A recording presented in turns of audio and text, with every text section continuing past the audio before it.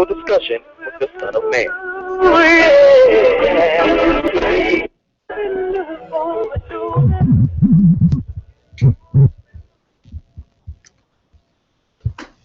In the name of Allah, the Beneficent, the Most Merciful, the Truthful, and the Most Just, I greet all of you once again who are in the sound of my voice with the greeting words of peace from the Lord of the worlds. Allah's Salam Alaikum. We, before I go into any subject matter with you scripturally this evening, we have a guest. She's Miss Theo Broughton's daughter, and I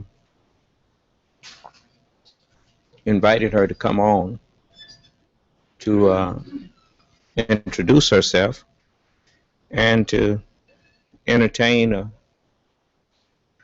few questions from myself and those of you who are listening. She's running for Wayne County, I think, Wayne County Commissioner. And I'm going to let her introduce herself to us. And I think they're in this. She's in the studio now. So I want Ms. Broughton's daughter to take the microphone now and introduce yourself to the listening audience. You need to talk a little bit louder. Give her some volume, brother. Good evening. Good evening. Thank you for having me. I'm Michelle Broughton, running for Wayne County Commissioner. And I would also like you to know I'm an educator. That's what I did first. I was also a precinct delegate. I was also Block Club captain. So what I need everybody to know is I'm a servant of the people. I'm a people's candidate. I'm to serve you. The people need an advocate, and I'm the advocate. I want to be the advocate as Wayne County Commissioner. The District 5 is the area, and it starts from 8 Mile on the west side, Myers, all the way 8 Mile to the east side, Mound Road, south to Nevada. And then it comes all the way to Highland Park. It goes around Highland Park, so I'll only be representing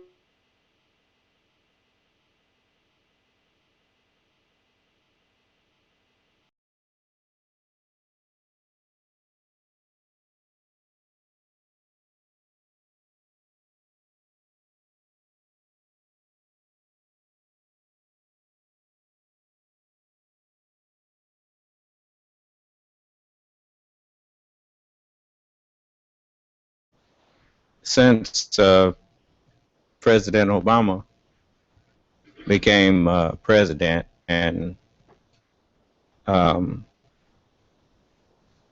after re-looking into the Honorable Elijah Muhammad's history on political affiliations, I discovered that, as he said, politics have to come into it somewhere. And he even spoke well of a few politicians, as I recall, Julian Bond and Adam Clayton Powell Jr. He kind of gave the nod on support for them, and he told us we should support those who are willing to support us. So, but as the door of opportunity, or when the political arena opened up to us, if only we had did it like we did sports. Like I mean, most of us learned how to play basketball before we was even allowed to get into the major leagues. Right. We learned how to play baseball. We had our own baseball league and whatnot. So getting into baseball just that wasn't nothing new for us. But getting into to the political arena, because we had not really looked into the science of politics. We have seen so many of us go through the door and get in their office and not have the slightest clue as to what the job is and how to do the job effectively without harming us or any other citizen that they were supposed to be there serving. And consequently, we've seen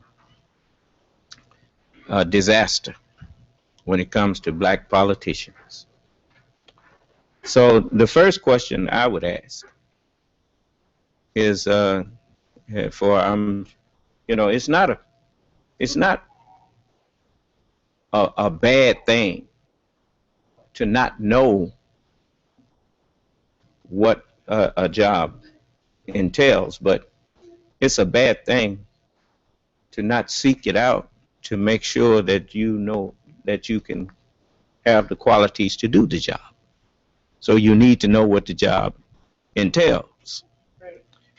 So that's the first question I would ask you is, what actually does the Wayne County Commissioner do? Wayne County Commissioner approves a budget, and that's given to them by the county exec. They also approve contracts. Wait a minute. When you say they approve it, Yes. So I assume now you know let's make sure that we're not saying you rubber stamp that the commissioner is a rubber stamp. I would not rubber stamp. Okay, is the commissioner a rubber stamp? Do they have the ability to approve or disapprove? They have the ability to disapprove. They also have the ability to take the time and do the research. Now, that's an issue. There are 15 commissioners in total, 15 to 1. So if all 15 commissioners came together, did the research, and didn't agree with the budget that was handed down by the county exec, they're supposed to reject it, send it back with instructions on how to improve it so that when it comes back to the county commissioners, it can get an approval. But no, it's not a rubber stamp. Okay, and what else is there? I mean, tell us what the authority of the county commissioner is, Okay. and that way we will know what to expect from you when we get in there. This is what I mean. If we're going to participate in politics, Right. then the electorate, as George Washington said, who was a founding father who helped establish the political process of the United States.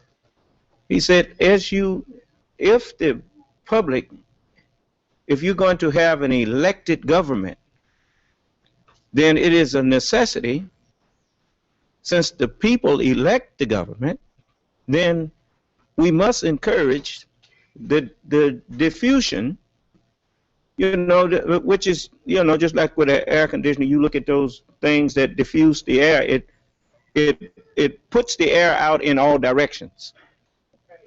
Okay, then we need to enlighten every citizen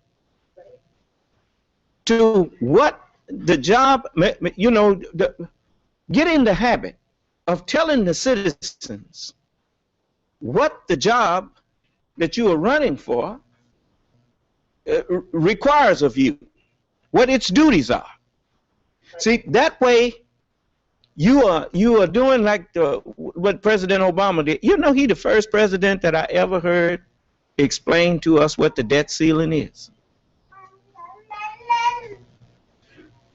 So if we are going to elect qualified people, how are we going to know if they're qualified if we don't know what the job is and don't know if they know what the job is? So that's the first thing we need to change when you and I are running for office. I'm not trying to front you off or nothing. I'm just, I'm real. I don't do shows. So tell the people. Right. There's also contracts that come to the county commissioners. They can approve those and disapprove them. They're supposed to overlook the contracts and make sure that they do what they were supposed to do. For example, that jail contract, it didn't do what it was supposed to do. So now they should call a forensic audit on that. So they approve contracts, they approve a budget, approve or disapprove, and they're supposed to make sure that county services come back to the district. And that's what the commissioner is supposed to do. They also have ordinances that they can create for the county to make the conditions of our life in that particular district or in Wayne County in particular better. So those are rules or ordinances. That's what that whole job entails as far as being a commissioner. Now, you said there are 15 county commissioners? There are 15 county commissioners.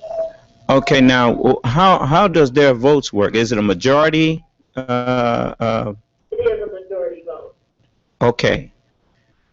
So you will be one of among 14 others? Yes. Yes, ma'am. Are you familiar with some of the others? Yes, I am. As I'm going through the neighborhoods and all the meetings, I am making friends or making relationships so that we can connect the dots, so that when the new commissioners take seat, and if I'm elected, that we will be, for lack of a better word, possibly a united front. We would have to learn how to work together to get the job done. Because again, the job is to serve the people, to serve your district. It's a job of service. It's what the county commissioner is supposed to bring services back to their community. Okay, I'm going to open up the phone lines for the people that's listening in Detroit, especially those in your district. Do they have a number for the district?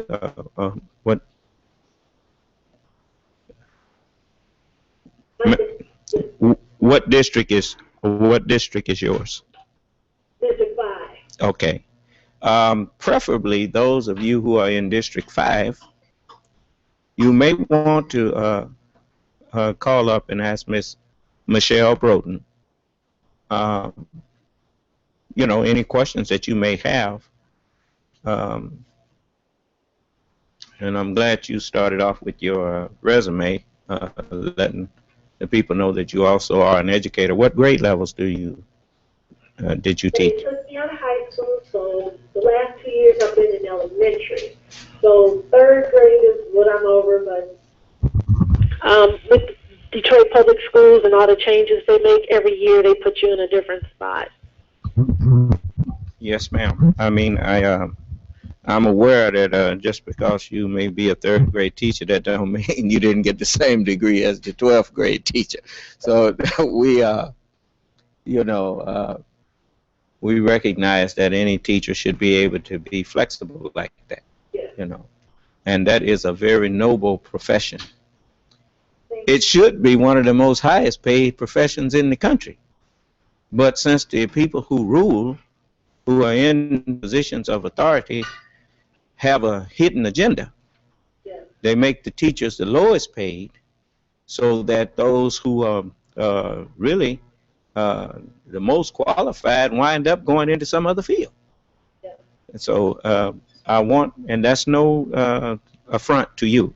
I don't say that all of the most qualified are gone, because you got some people who love teaching so much that they, if they could, they'd do it for free. Right. But so the number that you all can call if you have some questions for Ms. Broughton is 313-868-0351, 868-0342, or 868-4336. And she's running for County Commissioner of District 5. And you feel free to call up and ask her whatever questions you may have. And when is this the election going to take place in November, or when? This election takes place August the 6th on Tuesday. Oh, so that's next week. Yes. Yes. So those of you who are aware of that, you have a candidate for Wayne County Commissioner before you now. You can avail yourself of this opportunity to ask any questions or get some understanding. For we've been too long going after hiring people or voting. That's what you do when you vote for a person to take an office. You are actually hiring them. And it's time to start hiring people who are running because they can serve and not because they need a job. You know, you can't serve if you don't have the intellect to do so. The knowledge of what the job entails and how you can tackle the job and make a difference for the better for the people that put you in that office. You know, and so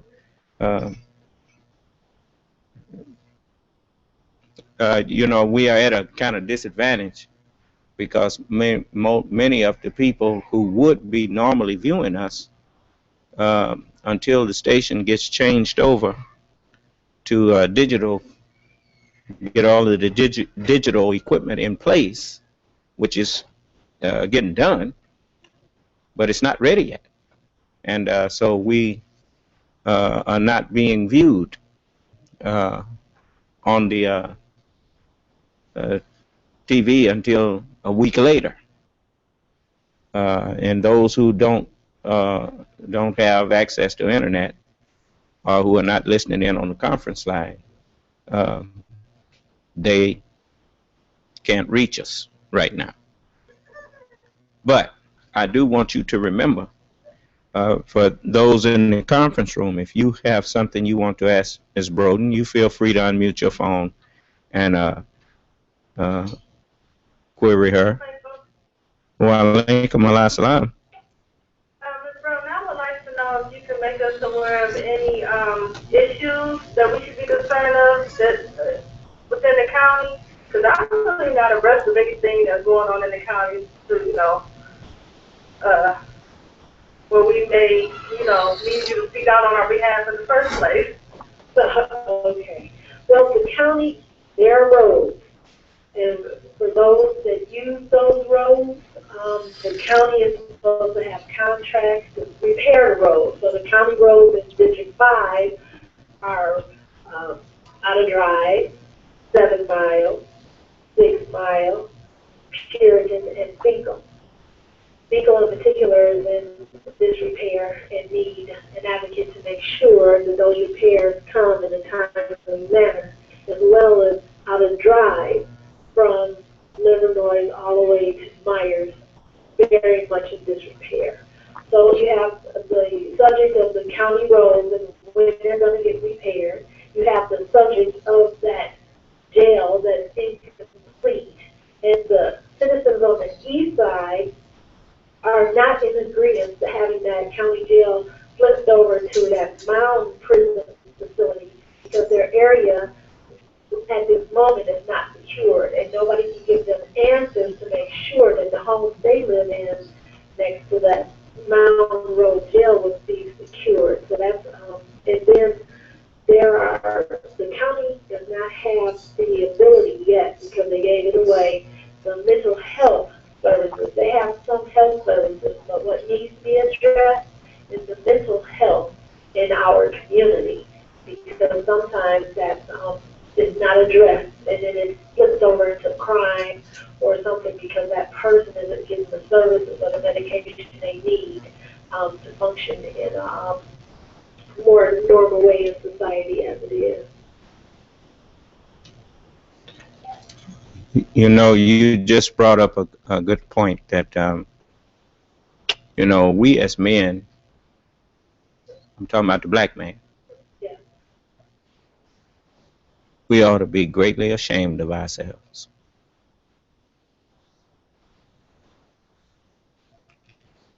A lot of this stuff that got turned over and revenue just given away out of the city got done because some scared to death Negro man was too weak-kneed to stand up for his people.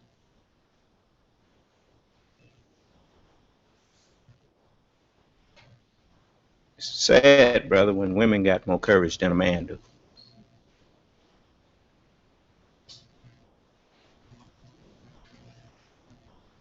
That's just pitiful. Just giving away everything. Give away the city zoo. Give away everything.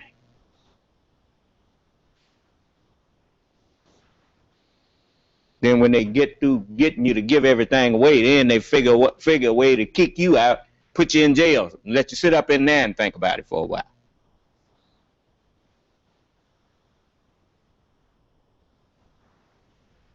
And always want to invoke Coleman Young.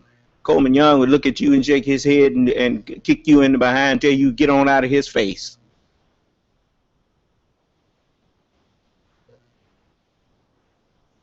You can't blame it on those who would bribe you. I mean, that's what this world is. Money runs everything if it can. If you ain't got no more integrity than that, if you wasn't going to do the job and was too afraid to do the job and too afraid of people threatening you, you should have resigned rather than sell your people out. How you going to turn all of the city?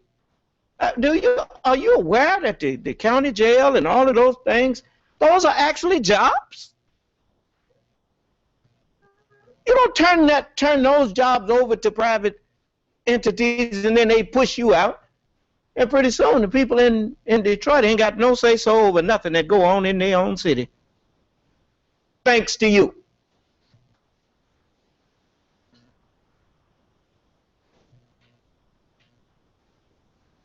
So, I mean, sister, you know, it's nice that you know what needs fixing, what your job description would be if you were elected. Who else is running besides you? I have one opponent. Okay. So. Assalamualaikum. Waalaikum salam. I have a question. Well, I guess more of a comment or statement. What I would like to know is, I'm not going to say I'm frustrated, but you know, when it comes to voting, because I voted for them not to bring the emergency manager in, and they did anyway. And sometimes I get kind of frustrated, like, okay, like did brother Derek Muhammad, did he really win? And you know, and the other sister that ran for city clerk, okay, I mean, did they tamper with the votes? But I'm still going to vote. I'd like for you to give your boundaries again, you know, because if you're in my district, I will vote for you. But a lot of times I'm just frustrated, you know, at the things that I'm seeing going on, but I don't want to discourage anyone, but we need to come out in droves like we did for the president in order to prove a point, in order to win. So that's all I wanted to say. Right. Well, I understand, and I feel like you. I voted against that. Still brought it in. They discounted, and I was the governor. Didn't care what the voters wanted in Detroit. The powers that be with the mayor at that particular time didn't believe in the vote, and there were grassroots people trying to fight that fight, and we lost it somehow. Also, the state reps are people who make the laws over us, that governs us. So if you put the wrong people of the state reps that are in Lansing that make laws that govern us in Detroit, that also works against us. So, but we can't give up. We have to fight the fight. And I too, the two races that you mentioned, had that in question. I personally went down as they were counting the votes, but for some reason, when they do those absentee ballots, that's something you can't really kind of get a handle on, and those are numbers that they either add or take away, however they do that. But we have to be vigilant, and I'm one of those people. I'm still going to have to fight that fight, win or lose this race. As a precinct delegate, I'm very in tune with those injustices. But again, we have to tell each other and gain strength. And as you say, go down there, inquire, protest, whatever it takes, like you say, in numbers to prove a point. And my district starts at 8 Mile Road on the west side, is Myers, all the way down to Joy Road, and it goes up around to Grand River, all the way over to Woodward. On the east side, 8 Mile goes all the way over to Mountain Road and south to Nevada, and it comes all the way west up into the point of Highland Park. It goes around Highland Park. So I only represent Detroit. So it's 8 Mile all the way south to Grand River. Okay, I would like also, since the election is so close in the next week, if you can get in contact with your opponent, Yes. I would invite both of you to come on and talk with us. Okay. Friday. Friday. Yes, ma'am. And we can listen to you both. Yes. And, you know, for that's what I've been trying to get our people to do with those of us who claim God sent us. Get us all in front of you and have us to talk to each other and reason with each other in front of you. Right. And then you will be able to make a more intelligent decision about if any of us was sent from God, or are we just doing something in God's name because we figured we could get away with it. So I would say we used to have a good example of how to choose leadership in the electoral process that this government has for presidents. But since lately they act like a bunch of Negroes in Congress. You know, I mean, it's just crazy. the Black Caucus. We elected them, and they see racism going on. They don't say nothing. Cause it's what, your buddy, you play golf with him and you let him practice racism openly in the Congress and nobody says a word. Now, if the President of the United States is suffering from racism, what chance the rest of us got? In the news media, everybody see it. And won't nobody say nothing. Okay, I'm off subject right now. So let's get back to the Ms. Broughton. Yes. If your opponent will accept it, our invitation, I would like you both to come back. Matter of fact, you can come back and tell us what, if just come back anyway. Okay. But invite them and tell them that I invite them to come on. And we can hear from both of you and question you both. Okay. Okay. And did you have something else you wanted? I'll let you have the last word. I would also like to invite anybody who wants to. I'm also on MLive, and they did a background check, and that's mlive.com. I was also interviewed by the League of Women Voters. I'm also on their site. So I would encourage you, as you do give your vote, that you do the research and the background on candidates. Naturally, I would enjoy if you chose to vote for me or endorse me or research my background first. Michelle Broughton, running for Wayne County Commissioner, District 5. And I also have a email if you want to email me, and that's unionstrong231@gmail.com. That's UNIONSTRONG231@gmail.com. And also a phone number, 313-587-4125. And that's if you needed more questions of me, or if you had any other concerns, I would be able to answer those for you. And again, I thank you for your time. Thank you for having me. And I look forward to talking to everyone in the future. Well, we thank you for coming on, Ms. Broughton. And we look forward to talking with you again Friday. Thanks.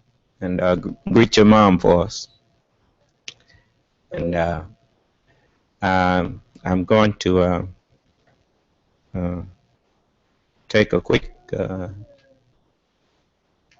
station break, and then we will come back and begin our scriptural lesson.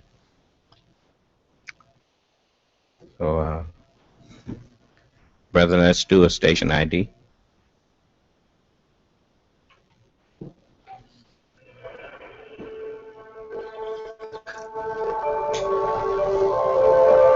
You're watching Detroit Zone, WHPR TV.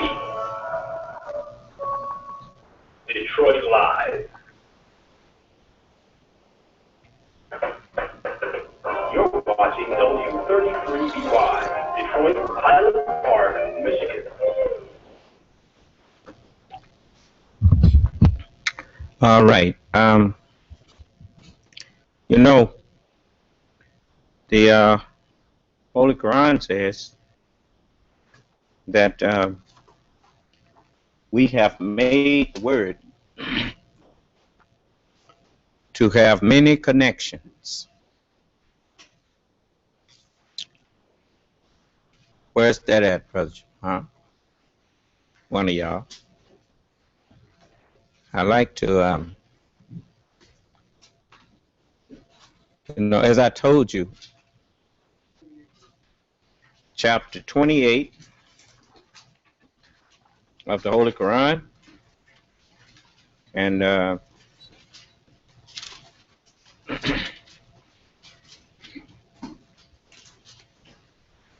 what verse what? And the 51st verse.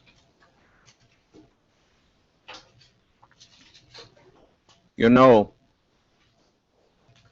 just as when you say, I see what you mean there. Or I see what you are talking about. Hearing that sometime will make you go to looking around. And that may not be the kind of see that a person is talking about. The word has many meanings. And as you get proficient in the English language, for instance, you learn the subtleties of meanings, right? Well, so Allah has been teaching me the subtleties of scriptural language. And that is not something that everyone can learn. And it's by design that everyone can't. As the book says, no man hath ascended up to heaven but he who came down from there, as even the Son of Man, which is in heaven. And so, you know, that was something that I was destined for from birth, to go into the scriptures and learn the subtleties of them. And so I have read so many things in there that, you know, as the where was that at? That I once knew a man in 2 Corinthians. What chapter, bro?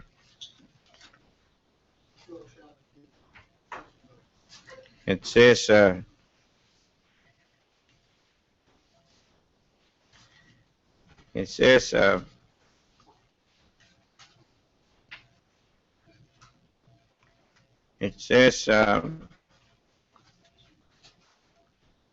this third verse is the one I'm getting at. It says, I knew such a man, whether in the body or out of the body, I cannot tell. God knoweth, how that he was caught up into paradise and heard unspeakable words, which it is not lawful for a man to utter.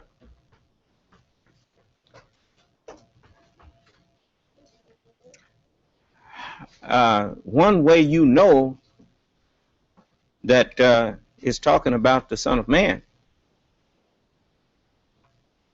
is that you go and you read in the Word of God that I'm told to take the book and eat it up. No man was ever told that.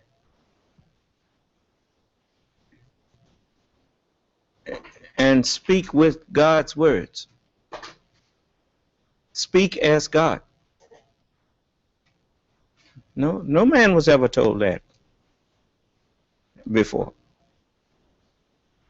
In the volume of the book, it's all written about me. I'm accepting that now. Whether you accept it or not, that's irrelevant to me. I'm the one that had to accept it. He wasn't talking to you. He was talking to me and told me to talk to you. He even told me, he said, you have authority to execute the judgment. The Honorable Elijah Muhammad told you who will judge. He said, who will judge? He said, the Son of Man. Who is the Son of Man, you may question? He is a man that the Almighty God of the black man's nation made for the purpose of being the judge. He is called and is known as the Son of Man. This makes it clear to you that you don't expect anything but a man to sit judge over the nations. And if I'm not that man, how come y'all are running from me who are always talking that yang? It's kind of hard to dog doing all that barking and the lion roar a little bit and he running with his tail between his legs, still barking. His bark is worse than his bite, ain't it? Yeah. So I don't. I'm learning what my authority is. So we have made the word to have many connections, many meanings.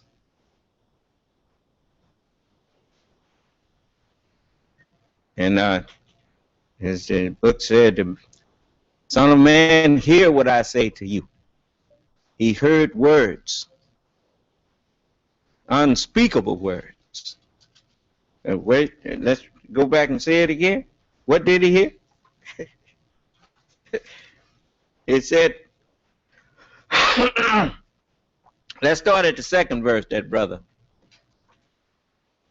He said, I knew a man in Christ above 14 years ago, whether in the body, I cannot tell. Remember what Paul said? As he was, this is his letter to the Corinthians, but remember what Paul said about in the body? He said, for me to be absent from the body is to be present with who? Present with the Lord. So when he said in the body, he means still alive, huh? Okay. It says, and he said as long as he was in the body, he was absent from the Lord. Huh? So they wanted to be with their Lord.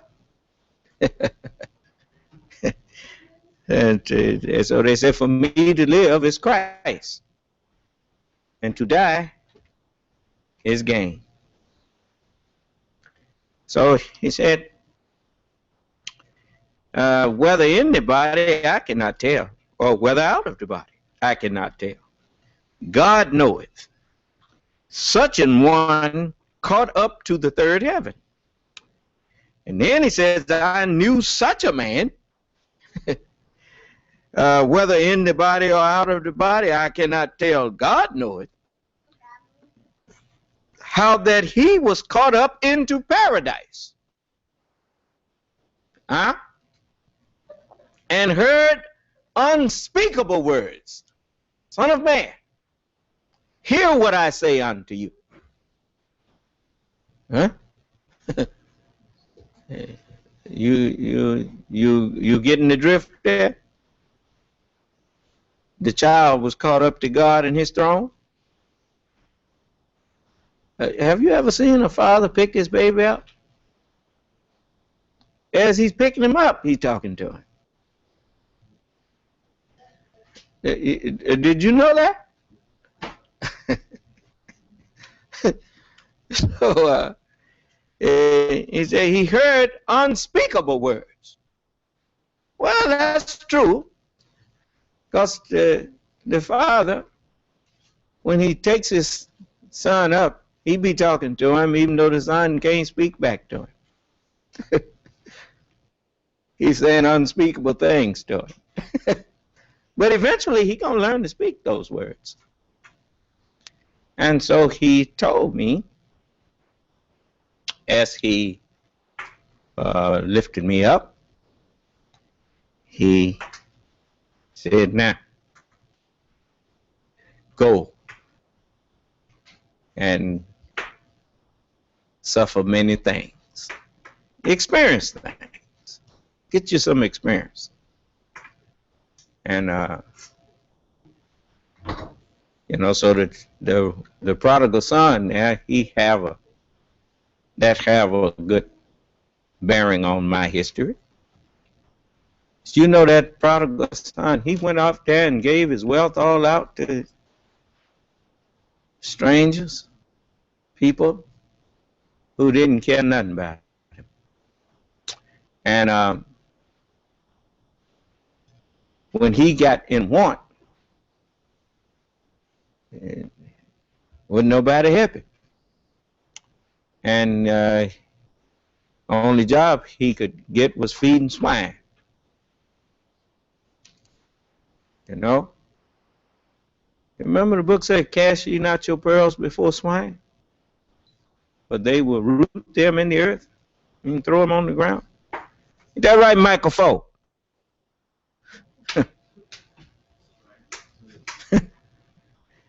Yeah. Root them in the earth and then turn and attack you.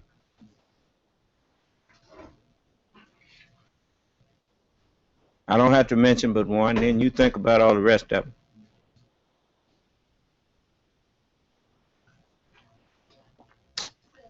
But one day it said he came to himself. And he said, well, in my father's house, man, they got bread to spare. So I'm going to rise. The book says, arise and shine, for thy light is come. Thy understanding of these things now have come to you. And the glory of the Lord of the worlds has risen upon you. The understanding of the Lord of the worlds has risen upon you.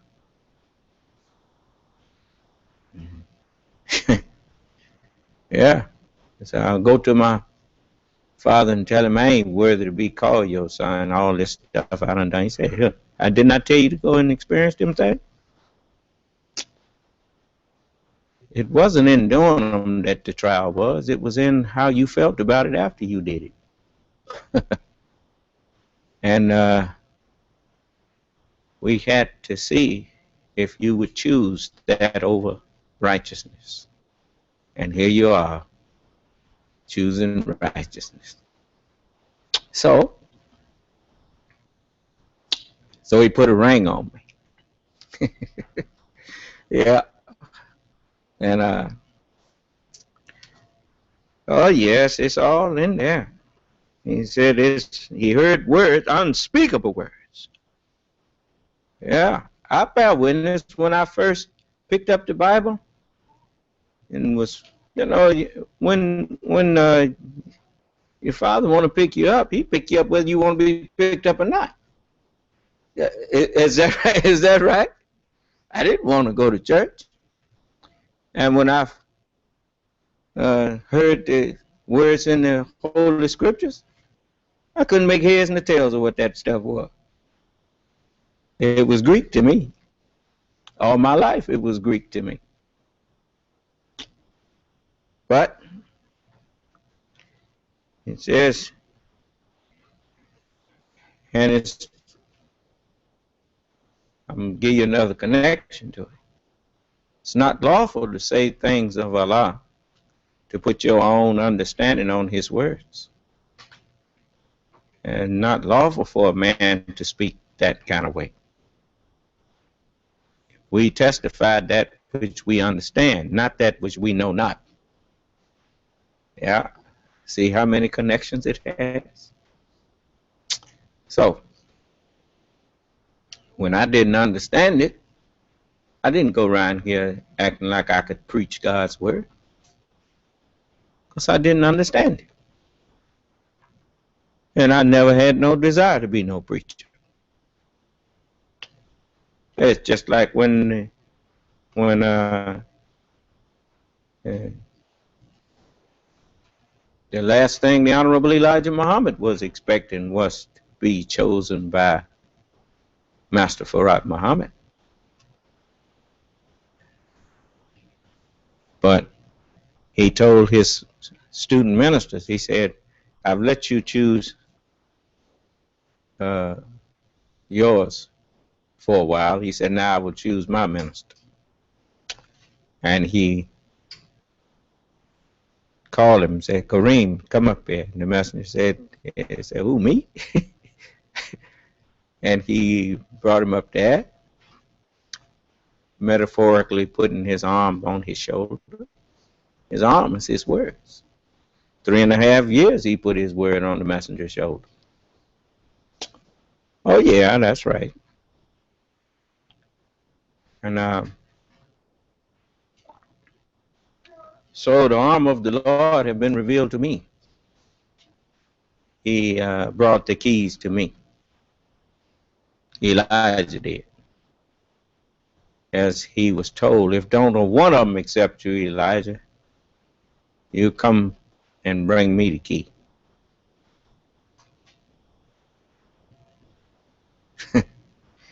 So, here we are, all of us together now. Me and all the holy angels is with me. You're watching W33B5, Detroit, Highland Park, Michigan. They was ordered. Now let's read a little. And see in chapter 15 of the Holy Quran. It's time to put these books together and let you see some more depth of what they are saying. It says in the 28th verse, and when thy Lord said to the angels, I'm going to create a mortal. A what?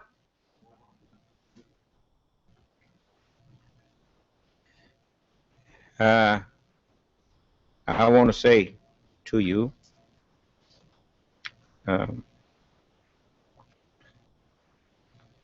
if you don't learn to love one another, you're not going to be able to be with me.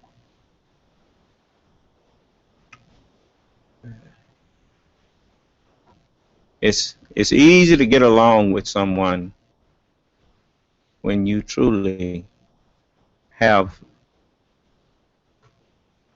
the kind of love that a family has for its fellow member.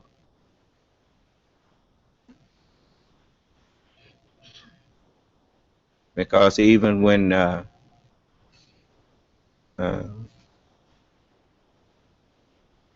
we be squabbling, we didn't really want to hurt each other. I remember that.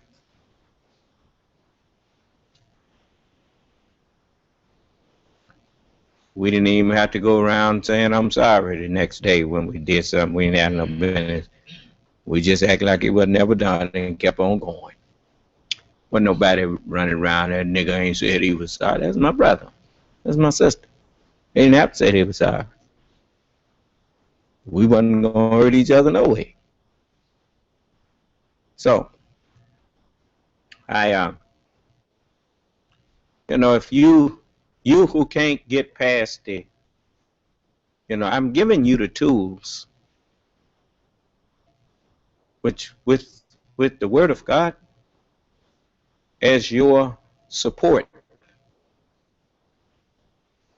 And that song, I remember when I was saying, just a closer walk with thee. It says, we used to say, grant, that song says, just a closer walk with thee. Grant it, Jesus, if you please.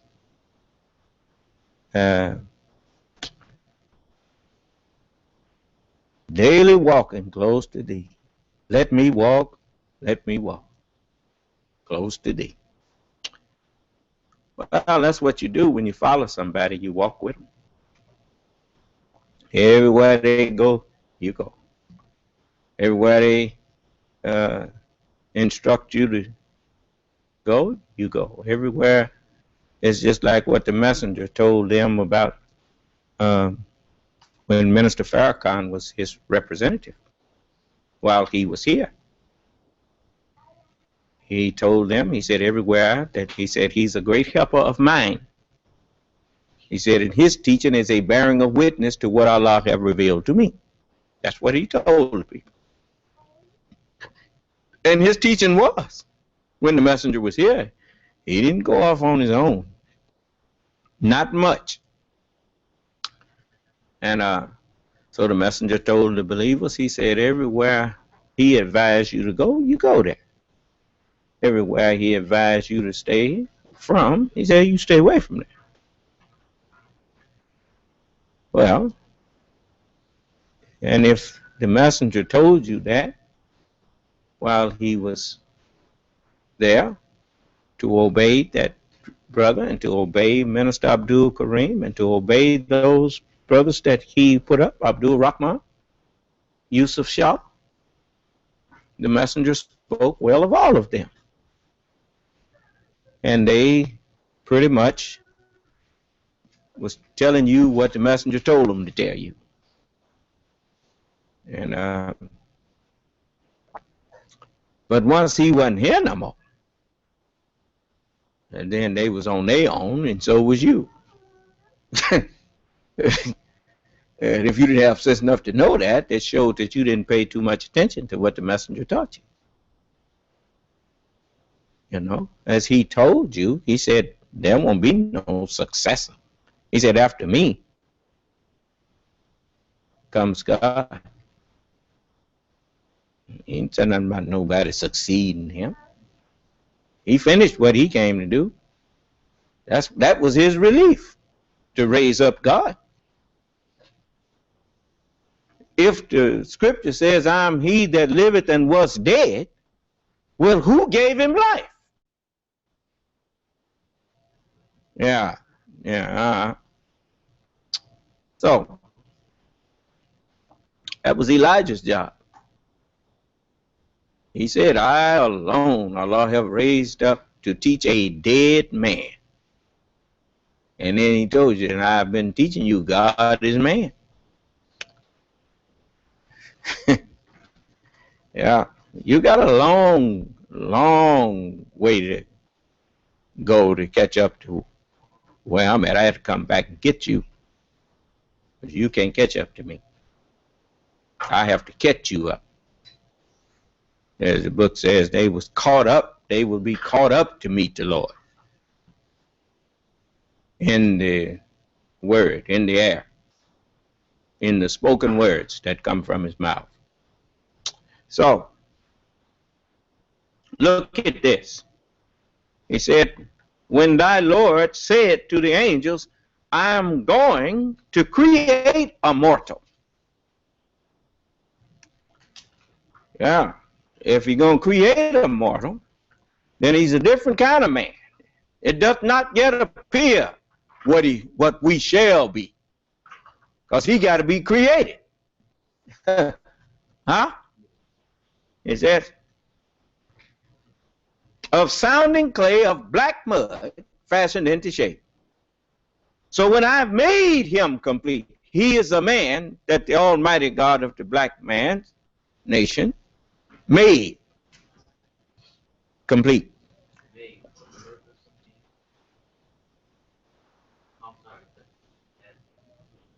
Oh, no.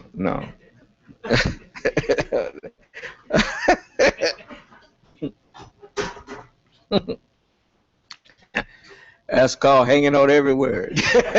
Okay. No, remember, it said made him complete.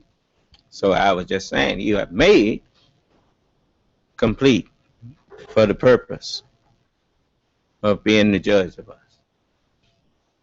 And I'm called and I'm known as the Son of Man. And so, when I have made him complete and breathed into him of my spirit, the sun became black as sackcloth of hair, and the moon became as blood, and the stars fell down to the earth. as when a fig tree casteth her untimely figs when she is shaken of a mighty wind. Fall down, the stars fell. Fall down, making obeisance to him. So the angels made obeisance. How many of them? All of them. But Iblis refused. So now let's go back and read this and be enlightened. I want you to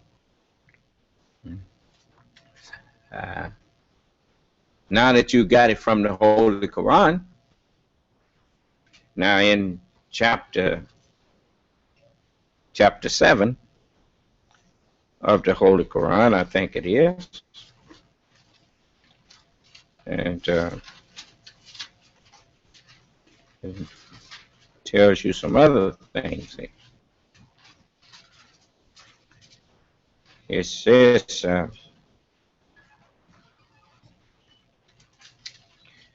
listen to the way it's written.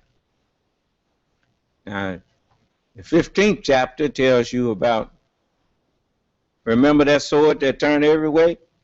Keeping the way of the garden? You don't know where to begin at to get in there, do you? That's purposely done like that. So many that are last shall be first. Many that are first shall be last. Many verses that was first, I'll recite them last. And verses that was last, I'll recite them first to help show you some understanding, because the sword turns every way. Keeping the garden. Now you know what the garden is. The garden is the Holy Scriptures. And you can't. Where did he plant the garden at? East of Eden? Okay. Where did all the scriptures come from? They came from the east. Okay. So, now look at this 7th chapter and 11th verse. After he said, and thy Lord said, I'm going to create a mortal. And look at what the 11th verse says. He's talking to me now. He said, and we indeed created you. Right. He said he was going to do it, and now it's done. Even the Bible says it is done. Huh? Okay. You ain't heard nothing yet. He says, we indeed created you. Then we fashioned you. Huh? Into what? Into shape. And it says, then we said to the angels, make submission. Now you know what obeisance means. Fall down making obeisance to him. Make submission to him. What is that? What do the bride promise in the wedding ceremony? To honor and obey the man. Huh? Is that right? Submit to him. Huh? Now you see why I say the church is the bride of Christ? Huh? For if they was told to make submission to the Lord, to the man.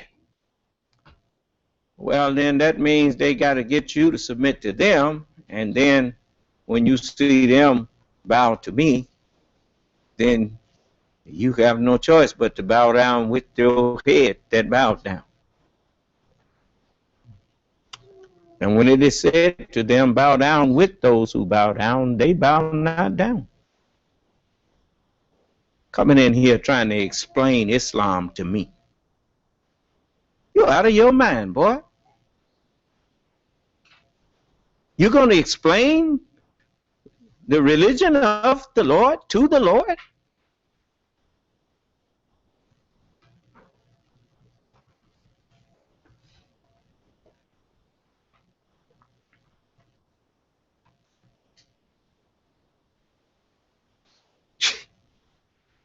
That's rich. So they submitted. What religion did Allah choose for you? He chose submission. Islam as a religion. Why? Because when the Lord comes, the Lord don't come to do your will. The Lord come to do the will that's in him. Huh? Well, that's true. I delight to do the will of what's written here in these scriptures here. The will and testament of the prophets. The ones that the word was with. The will of God. Yeah. Now let's go and time to bring you into some more understanding of these things. So I'm going to take you into. Now you notice it says, "Thy Lord said, I'm going to create a mortal." Then he says, "Surely we created you." Huh? Yeah. We indeed created you. We don't just tell you we intend to do a thing. We do what we intend.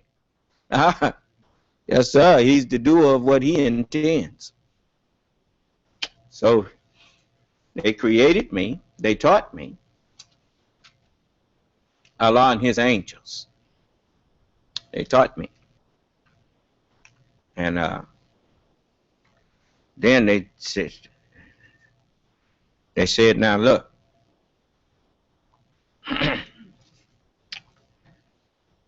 in Ephesians, I want you to go to it.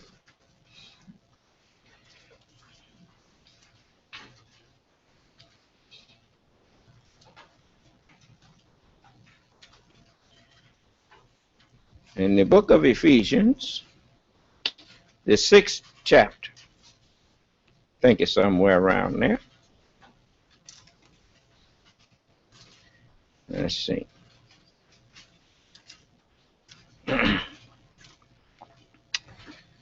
Now look at what it says in the 10th verse. It says, "Finally, my brethren, be strong in the Lord and in the power of his might, in the knowledge of his understanding." How we know that's what it's talking about?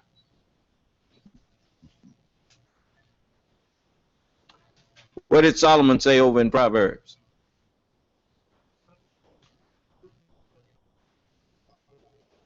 Say what?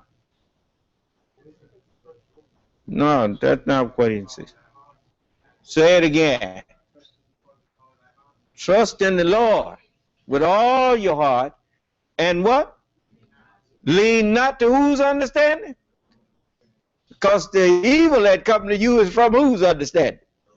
It's from yours. It's not from mine. It's from yours. Is it? Lean not to your own understanding. So what did Ephesians say? It says, be strong in the Lord and in the power, in the knowledge of his understanding.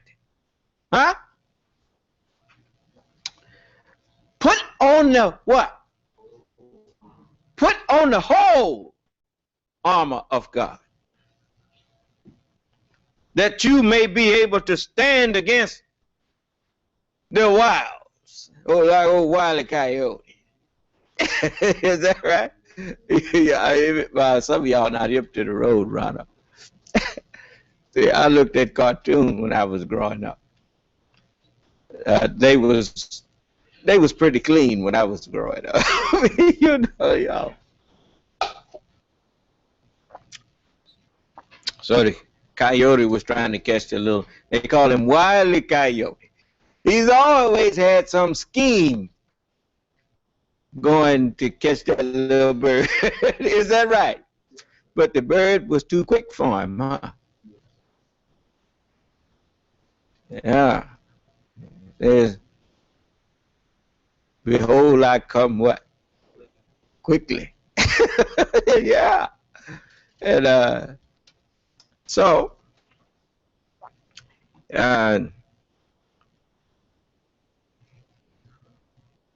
put it on. You notice, when you came into this world, you came here naked, didn't you? Your body wasn't just naked, your brain was naked.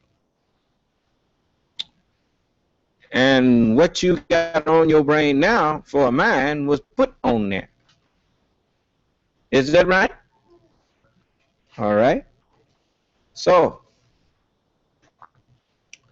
Allah told me, he said, son of man, take that book, eat it, eat it up. Huh? And then he did something that he hadn't did for nobody else. He spread it before me. You know, that's the wonderful thing about Allah. Whatever he does not impose on any soul, what? A duty beyond its understanding, its scope, right? So when he told me to eat it up,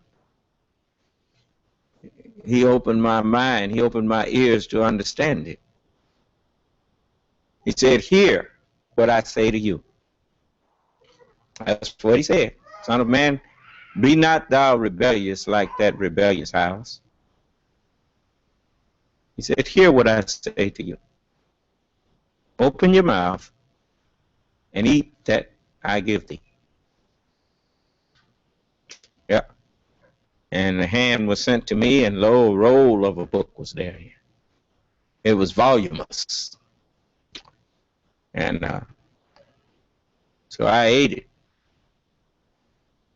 And in my belly it was bitter, but in my mouth it was as honey for sweetness.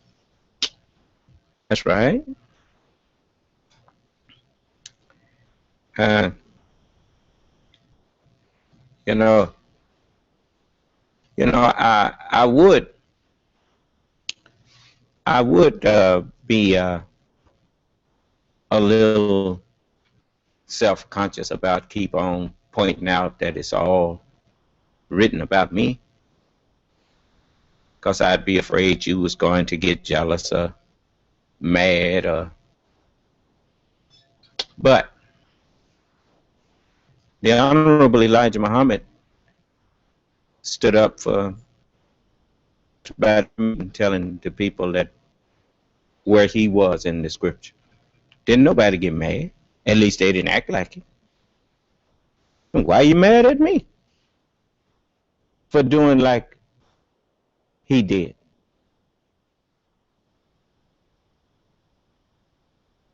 Because you was faking. He told me, he said many times you wish that Elijah Muhammad and Master Farad Muhammad was dead so you could cling on to your devils. You might have forgot he said it. You want me to let you hear it?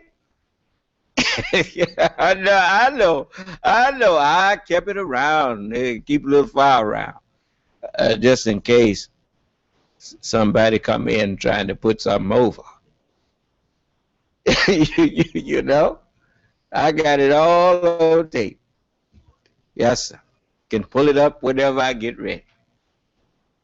Yes, sir. Just like I can go to these scriptures and pull these pages up whenever I get ready and make them bear me witness. I call any witness I want, and all they do is bear me witness. That's what they was told to do. Because, I mean, that's what you need if you we're surrounded with so great a cloud of witnesses, and you rejecting us, by what shall you be saved?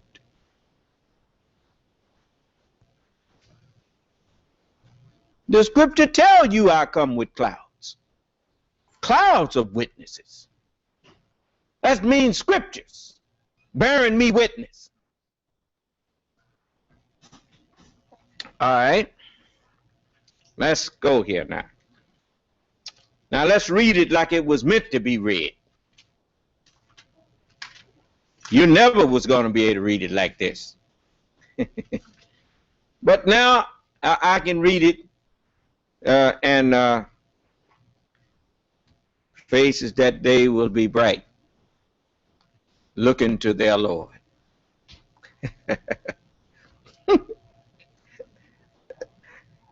Faces that day will be gloomy. Well, that's the truth. So let's see here. In chapter 15, let's turn to it.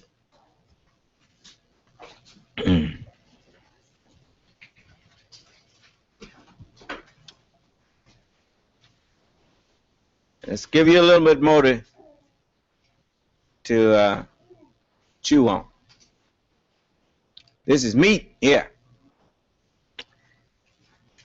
The 15th chapter and the 28th verse. It says, "And when thy Lord said to the angels, I'm going to create a mortal." Huh? But what about the mortal? Go to the 15th chapter of Corinthians. 1 Corinthians.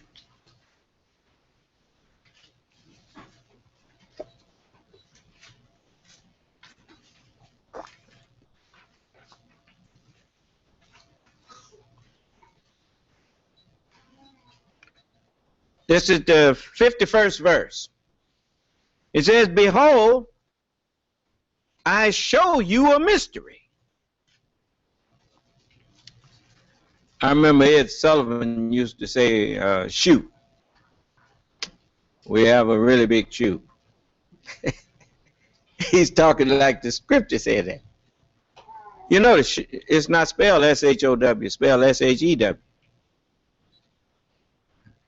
So it says, "Behold, I show you a mystery. We shall not all sleep, but we shall all be changed in a moment, in the twinkling of an eye, at the last trump." Remember the book says, "And the trumpet shall sound." The seventh angel sounded, and there were great voices, in heaven, saying, "The kingdoms of this world are become the kingdoms of who? Of our Lord." The Lord of who? Them is men talking. The Lord of those men is here now. And the kingdom of this world, all of them, the kingdoms, are become the kingdoms of our Lord and of his Christ. And he shall reign forever and ever.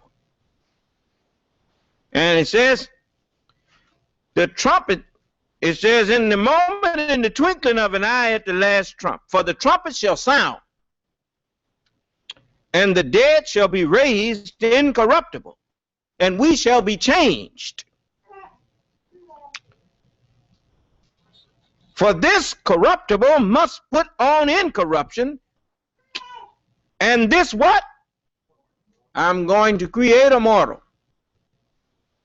And this mortal shall put on immortality, must put on immortality. Put on the whole armor of God. Heaven and earth shall pass away, but my word is immortal. Shall not pass away. This mortal must put on immortality. So when this corruptible mind shall have put on incorruption, and this mortal shall have put on immortality. What mortal? I'm going to create a mortal of sounding clay. of black mud fashioned into shape. So when I made him complete and breathed into him of my spirit, fall down, making obeisance to him. And as I live, every knee shall bow before me, and every tongue shall confess unto the truth I speak.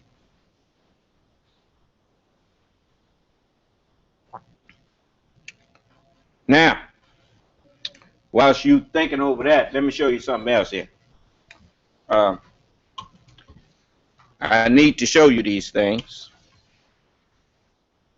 I don't want nobody to think that we don't see. We see.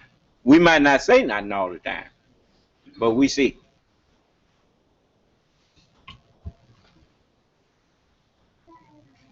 Good evening, Art. Good evening, Rachel, and thank you very much. Of course. The mayor of America's largest city addressed a racial crisis head-on today. He just wanted them to leave him alone. The arrest of 43-year-old Eric Garner, caught on video by a bystander. His field protest. We were fighting to get justice for Eric Garner. Mayor Bill de Blasio and Police Commissioner William Broughton just addressed the death of Eric Garner, who died after an NYPD officer placed him in an apparent chokehold, a maneuver that's prohibited by the department. We want to build that trust back. This is a rogue set of police officers. He can be heard 11 times saying he couldn't breathe. Osborne was not a violent man. He saw Garner demanded justice for the late husband. He was a quiet man, but he's making a lot of noise now.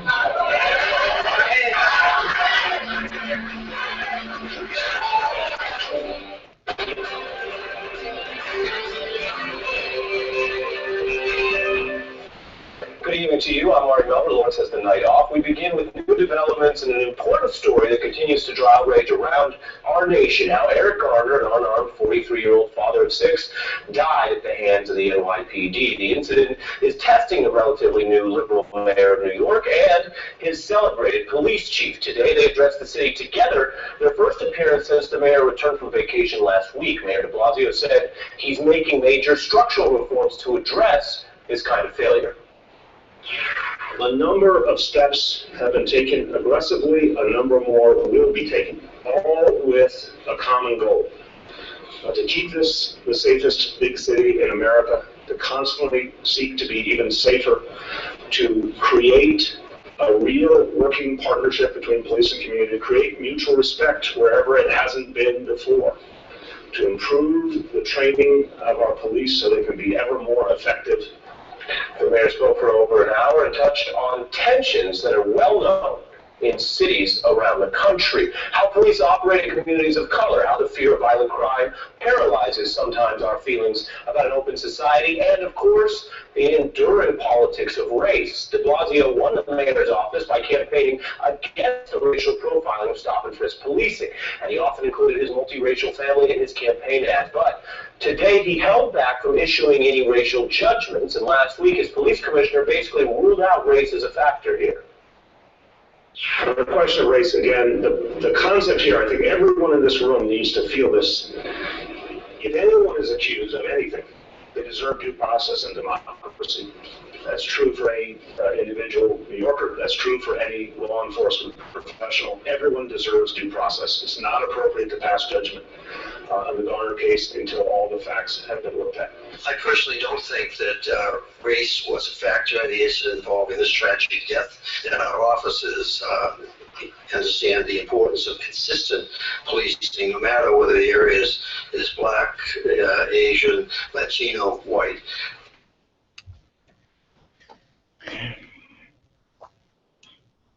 That's an irresponsible statement coming from the police commissioner. I don't personally think, we don't care nothing about your personal opinion. His thing's supposed to be, we're investigating the matter, and we will inform you of of our findings. He comes out there out front, don't know nothing from nothing. Done seen it on TV, I mean, what had the man done to deserve to be choked to death? What? You see, you're filling up your cup.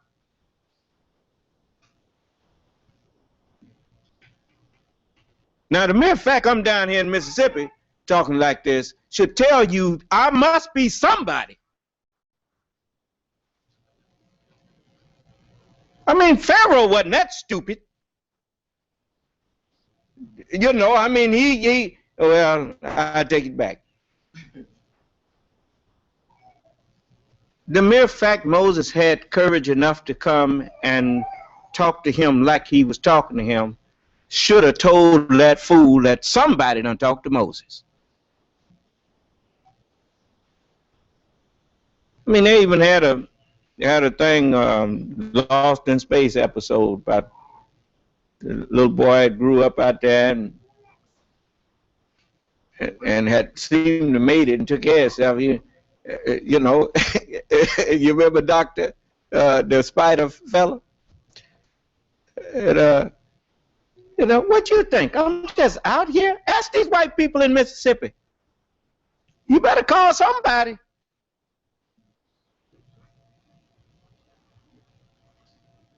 You're making your bed hard, man.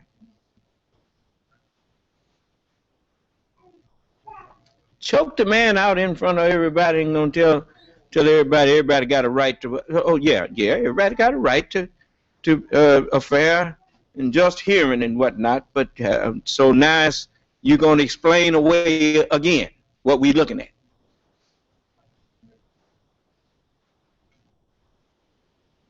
What did the devil say he'd do? I will certainly make evil fast seeming to them on earth.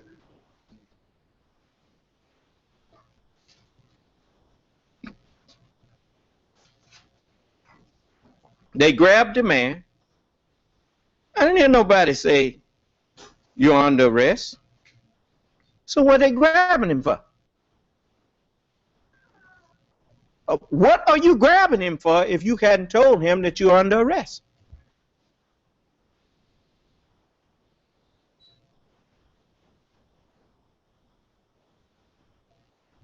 But that's just the tip of the iceberg. See, you done forgot where you're at. Now, I want to show you. Look, this ain't no blanket.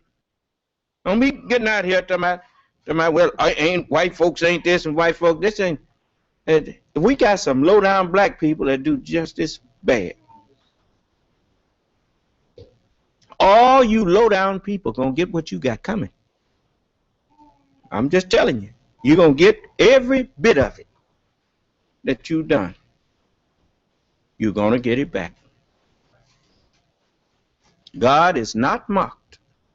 Whatsoever a man soweth, that shall he also reap.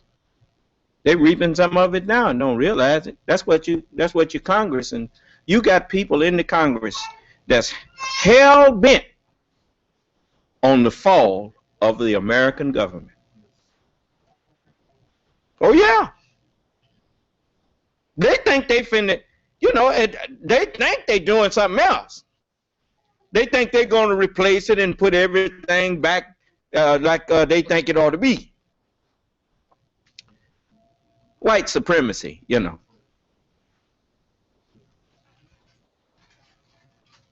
You never was supreme.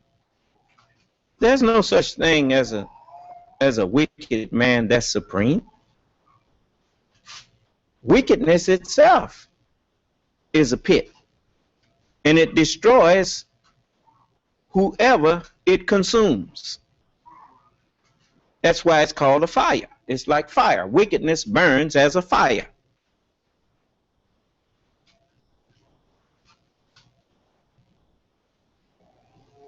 I told you, no country from outside of America could destroy America.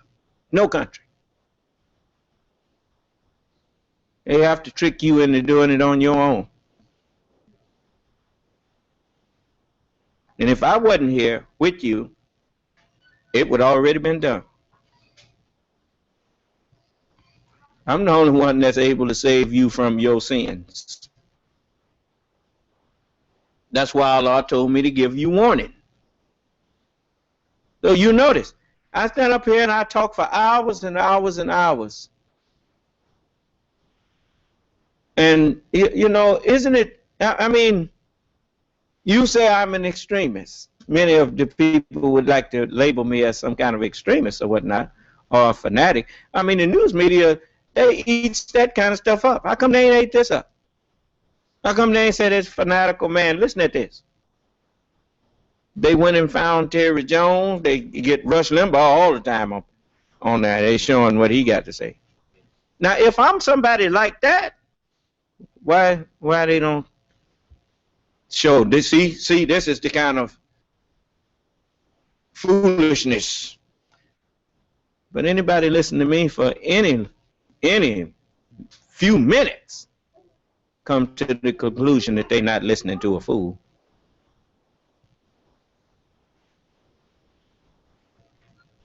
But now, here he's out there talking about this. He don't personally think race has anything to do with it. That's like a lion or a wolf done seen a pack of wolves, another pack grab a young ram and kill it and say, well, I don't think it was because he was a ram. I don't see that it was because he was a ram. A wolf ain't qualified to make them kind of judgments. You got to get somebody. You got to get somebody that's not got no dog in that hut. An independent investigator. Of course, you don't really need no independent investigator when you got that tape there. You was looking at it. They want you to be afraid of them.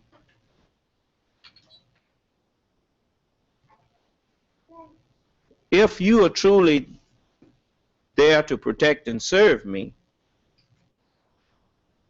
then if I haven't did anything wrong, why do you want me to be afraid of you?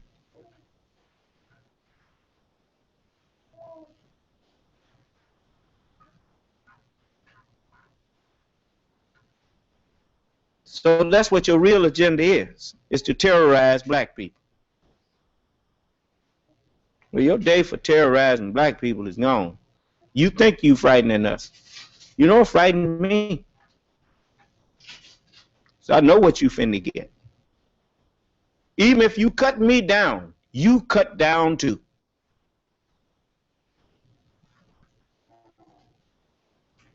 I know why the messenger said that. You got a very valuable piece of property here in your midst. You better hope I stay here.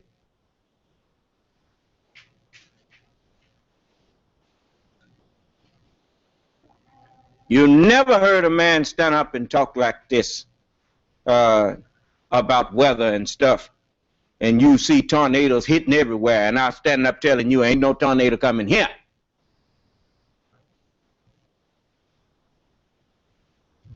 But they sure wiping some of your counties out of off the map. I told you you was going to see them waltzing like they're holding hands, strolling through your community. You saw it too. You done forgot about the hurricanes that was out there like airplanes on a runway? They ain't telling you, but since the air is thicker now, they got to really recheck the stress points on the airplanes when they flying. That's a whole lot of retooling. You ain't thought about that, have you? You hit one of them air pockets now, that air is much thicker. Woe to the land shadowing with wings.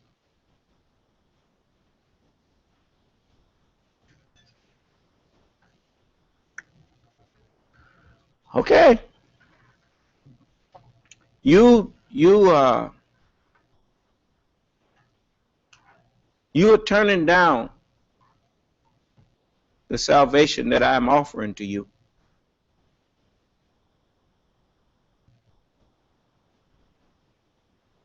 Pretty soon that offer is going to expire. Noah's offer expired. Lot's offer expired. And my offer is going to expire. In a country like this, you are very familiar with expiration dates.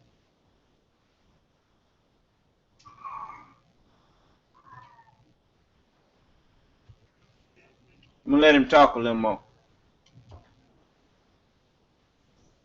The consistency and equal enforcement of the law. Let's stop right here because this obviously matters. The officers in this incident are certainly innocent until proven guilty, and the mayor does have a careful line to walk. But when it comes to ruling race out as a factor, as you heard the commissioner say just then, does anyone who watched this video think the police would approach a dispute with a well-dressed, unarmed white man on Wall Street the same way? As MSNBC has reported, the city did strip the police officer who administered the apparent chokehold of his badge and gun, and the NYPD has ordered retraining for the police force. But if an investigation determines this was indeed excessive force and an unjustified killing, far more accountability is needed. And like so many cities around the nation, this incident wasn't unique. It wasn't a surprise to many people. The main reason it's garnered so much attention is not that it happened, but that it was recorded. So it couldn't be spun or waved away, even though, actually, the first police report about it did downplay the role of the police in Garner's death. It's worth noting that thousands of New Yorkers have raised concerns about this kind of conduct. 53% of the 5,410 complaints last year were charges about police brutality.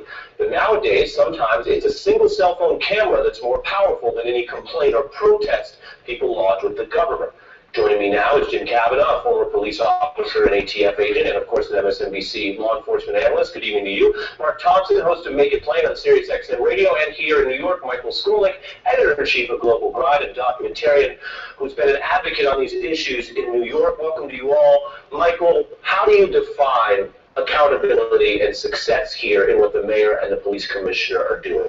Well, I first want to commend the mayor. He came back from vacation yesterday and said, we're right to business of the Eric Garner, the tragic death of Eric Garner. I think the mayor has taken proactive steps to address this case. But I do think that, as the mayor said, everyone deserves due process under the law. But this police officer has to be charged with manslaughter. He has to be charged for the death of Eric Garner. As you said, Ari, this was videotaped. We didn't see Abner Louima and the sodomy that happened to Abner Louima, or the 41 shots that was shot at Amadou Diallo on the steps in the Bronx. But we saw the death of Eric Garner. We heard him cry and say, I can't breathe 11 times while they're saying, put your hands behind your back, put your hands behind your back. I can't breathe. I can't breathe. Somebody has to be held accountable in the court of law and not just reprimanded in the police department. Right. And to go to Mark on that, to Michael's point, someone's got to be held accountable. And yet we looked at these numbers here. There is a reason why people are skeptical about accountability. In 2013, the Civilian Complaint Review Board received those 5,500 or so complaints I mentioned. Only 152 officers ultimately disciplined. That's only 3% of officers who received complaints, Mark. So people are worried that there won't be justice here. And they have reason to be worried. This happens not only in New York, but in cities across the country where there's very little accountability. It's naive, even for a Democratic liberal mayor of New York, to think that he could come in office and not really address this issue and address it forcefully. It's also, frankly, a bit concerning. I think you just alluded to this, Ari, to hear them discount race, both the mayor and the police commissioner, and to hear them talk about the rights and the due process of the officers involved, to say that, I think, is somewhat insensitive and cliched. Of course, the officers and those involved have due process. That's never been in question. The issue issue now is whether or not Eric Garner had due process, whether or not he was judged, sentenced, and executed right there on the spot. Just because of probable cause, which he denied the allegation of what he was doing. So, you know, I think that we have to look at this very, very carefully. There has to be accountability, and if Mayor de Blasio is going to be a different type of mayor, this is going to be addressed any differently. For a change, there has to be some accountability and some type of punishment for those involved in this case. Yeah. Jim, I want you to speak to that point, particularly because Mark is putting his finger on that gap between what the mayor said, hey, I'm open-minded, and what the police commissioner said, which is apparently at this juncture, he's already figured out race wasn't a factor. That strikes me as putting a thumb on the scale, and that matters a lot in the tone that is set for the police. And I want to read to you something that a lawyer who's been involved in some of these cases told the New York Daily News. He said, look, there's a culture in Staten Island where this occurred, and particularly that precinct, where you break the rules and serve your own interest and don't have to worry about getting into any kind of trouble. Jim, that is at least one view of the police conduct there, and it's an issue we've seen in a lot of police departments around the country. Well, I agree, Ari. I mean, I think it is true. I mean, are people on Park Avenue being treated like this on the most minor offenses? I think you can't eliminate race as a factor in the arrest of Mr. Garner. And I think that what's got to happen now is the talk has got to be walked. The prosecutors have to move on this. I mean, there's got to be an action, a charge, manslaughter, or civil rights violation.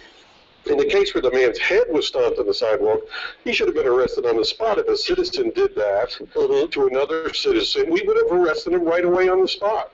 And I could draw a complaint up on that in 15 minutes. Now, in a fatality case, in Mr. Garner's case, I think it's good, you know, there is a little more time, a medical examiner, there's some facts that need to be gathered, a little more interviews, it's a more serious charge, but they need to move quickly. People want to see action, not promises. Walk the talk. The police are not better than the citizens. Right, and I want to show you something else.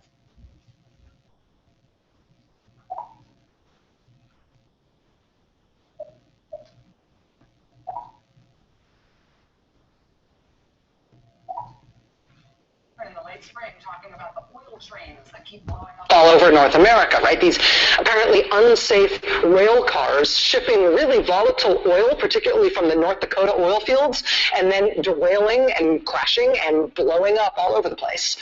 The Transportation Department did announce new rules, including a timetable for getting the old rail cars off the rails. It is a timetable that's even more aggressive than the plans that Canada made to do the same thing after their horrible oil train explosion in Quebec last year.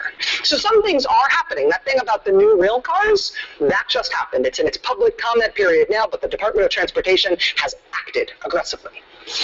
The U.S. Sentencing Commission, which was created by Congress but is not Congress, they're a nonpartisan sort of technocratic group that looks at sentencing policies. They're getting something done. They voted unanimously to basically reset prison sentences for drug crimes. Federal prison sentences for drug crimes have already been changed for anybody who's sentenced now, sentenced today. But the Sentencing Commission voted to apply those changes retroactively to people who are already in prison. It's going to have a really big effect on federal prisons and, frankly, on issues of justice and fairness in this country. They voted unanimously to do that, and unless Congress acts to screw that up, that will go into effect next year. So the oil trains thing got done. The Sentencing Commission thing, which is going to have a huge impact, that got done. President Obama also moved on his own to ban federal contractors from firing people on the basis of sexual orientation or gender identity. That discrimination protection now applies to millions of people. The president was able to do that on his own. So it's not like nothing's been going on this summer. Some big stuff, consequential, big policy stuff has happened in Washington this summer. And it's been happening in Washington over the past couple of weeks and months. And the problem is that none of it is happening in Congress. And Congress, as we tick-tock down to the last couple of days, they're going to be there for the whole rest of the summer. And the last sustained period of time that they're going to be there at work for the whole rest of the year as Congress finishes now. Having done nothing, having done less than any other Congress in the modern history of Congress, they appear to mostly be motivated right now by their own efforts and their own desire to tell the president that he should stop doing stuff too. And there's their lawsuit. There was this rally outside the White House today, people who want immigration reform holding, in effect, a big cheerful rally telling the president to go big on immigration, telling the president to act unilaterally to reform the immigration system. Is that what's happening outside the White House today? Republican Senator Jefferson Beauregard Sessions III was insisting inside Congress that if Congress is going to do anything at all on immigration, on the spike of kids at the border and caring for those kids and money for the Border Patrol, let alone immigration policy, he insisted today that if Congress is going to do anything at all, anything that Congress passes, he says, must also include language prohibiting President Obama from issuing more executive actions on immigration laws. Quote, no member, House or Senate, Democrat or Republican, should support any bill with respect to the border crisis that does not include language explicitly prohibiting the administration from taking such action. Congress must foreclose any possibility of these unlawful executive actions before congressional funding is granted. That's what happened today.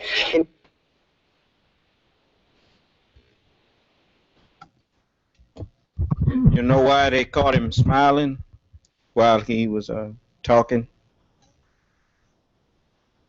It's because they think that we don't know what they mean by unlawful executive decisions. You see, what they are actually saying is that he's a black man and he actually is not really acceptable to them as President of the United States. And if he's not legitimately the President of the United States, every executive order he's done is unlawful. Do you understand what they're saying? Now, how in the world is that man on the sidewalk in New York going to get justice from the lawmakers when the President of the United States is suffering the same racism that that man's suffering from? And why is the Black Caucus in Congress not calling the racism what it is? There's an old saying that the reason wicked people progress, the reason evil men progress is because good men do nothing.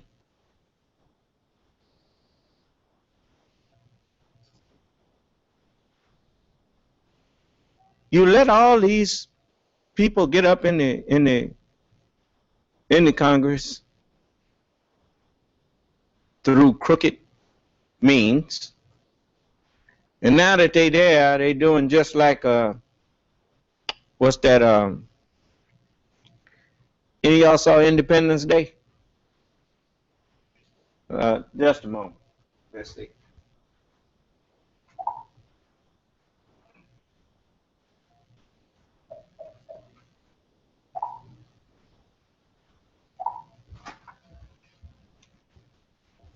To the country, absolutely. General contact, Nora. You.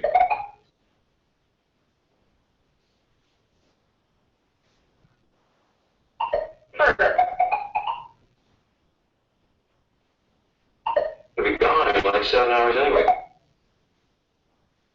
Well, Marty, listen to this. I got a lock of pattern on that signal, so we can't filter it out. But my calculation is going to be gone in like 7 hours anyway. It's reducing itself every time it recycles. So eventually it's going to disappear. You listening? You believe this? Damn you watching. David. Good afternoon. So far, the phenomenon has not caused any damage. We have to ask you to try to stay calm, and it's important for everyone not to panic. We have a fix on 3 of the occurrences about to appear over American cities.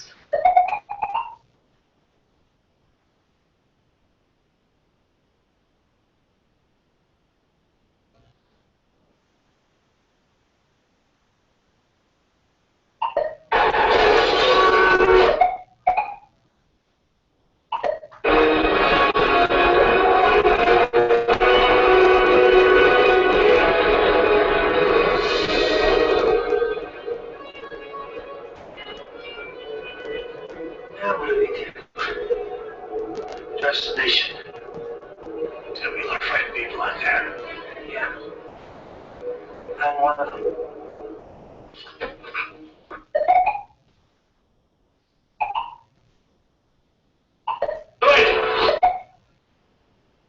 To anywhere from 10 to 15 of these city-sized spacecraft. No, much.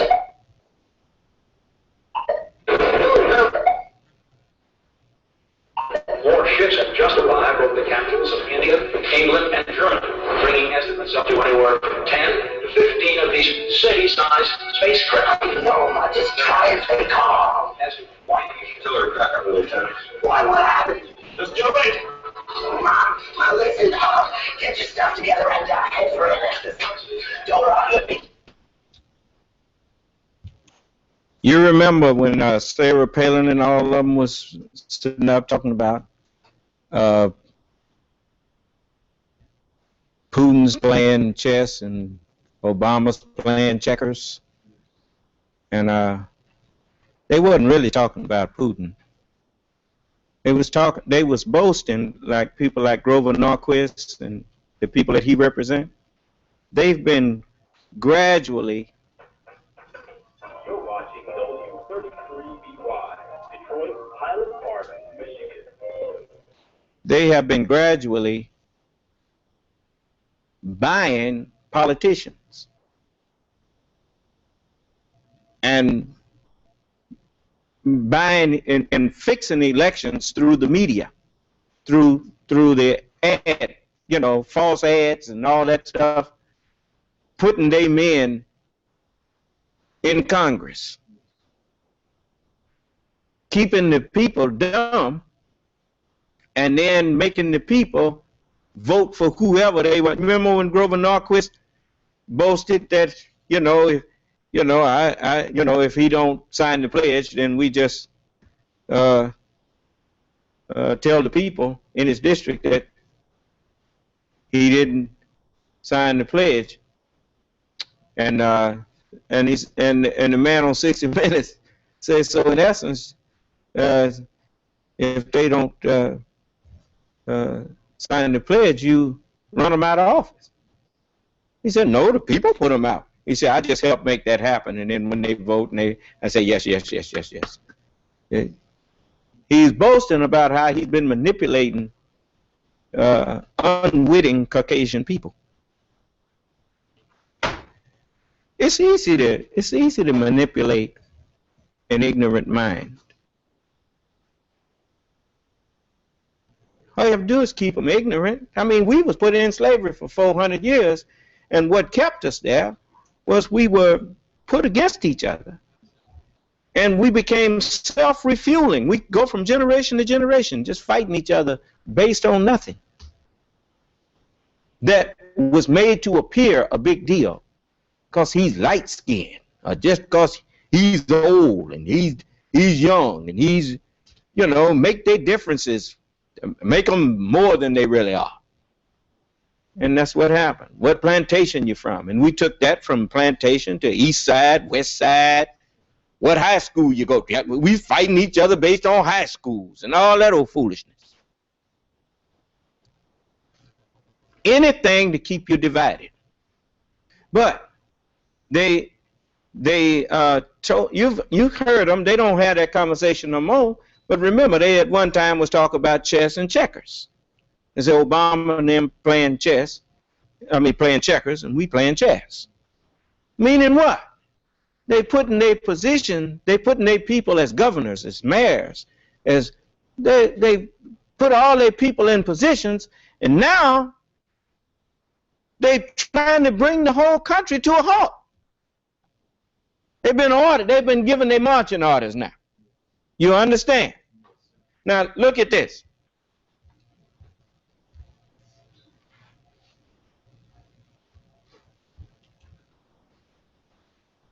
Let's go! David, why did I just send my mother to Atlanta? David, talk to me. Let me tell you, the signal hidden in the satellite feed is slowly recycling down to extinction. Not really. Countdown. Countdown? What do you got to what, David? Oh, it's like a chess. First, you strategically position your pieces, and when the timing's right, you strike. Their position ourselves all over the world. Using this one signal to synchronize their efforts in approximately 6 hours. The signal's going to disappear and the countdown's going to be over.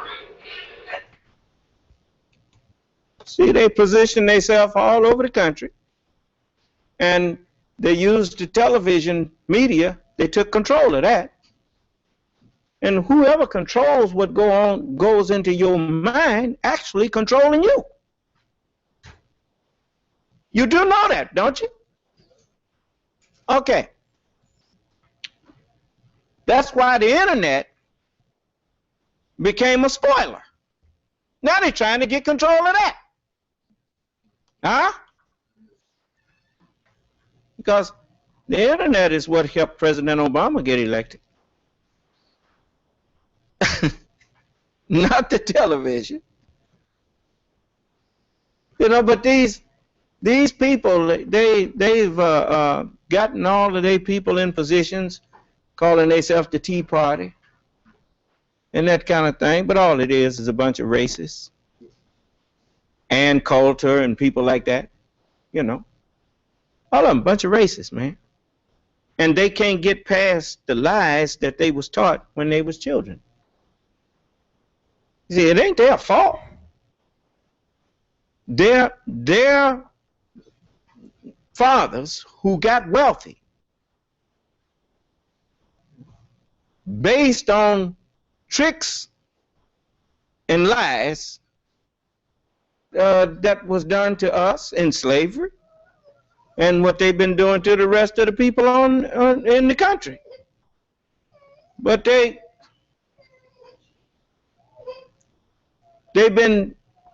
sowed hatred, substanceless hatred. You know, there's what children don't believe what their parents tell them.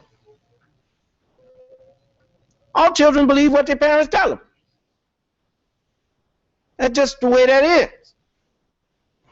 If your parents say, them old low-down people over there, and when the babies is babies, the baby said, them people is low-down. And he said, what they do? What do you mean what they do? They low-down. Because my daddy said so. Because my mother said so. But the danger of that is what happened after, like I told you, during the hippie movement, a lot of the young people walked out of their parents' homes and didn't accept the what you call the indoctrination. They found out that it was a lie. You know, you can't on the one hand tell people that the black man is inferior to you. Like a lot of people say, well, they wouldn't let us play baseball. They wouldn't let us play football in the National League. They wouldn't let us be pilots and wouldn't let us do. And he said, cause they think that we are inferior. They don't let you. They didn't stop you because they thought you was inferior. They stopped you as long as they could because they knew you wasn't inferior. And if they let you get in there and their children start seeing this, their children would know they was lied to, and that's what them hippies was about. They knew they had been lied to. You notice, it's the southern states that's now hanging on to all that substanceless hatred. I don't invite them. How many times I done invited white people to come in here and tell me what it is that they hate me for? What we do to you? Nothing. We ain't did nothing to you. You say we are inferior. Then how are we a threat to you? A lion can walk into a yard full of dogs and go to sleep. And ain't no dog gonna come bother him. Is that right? He sure don't feel threatened by no dog. Is that right?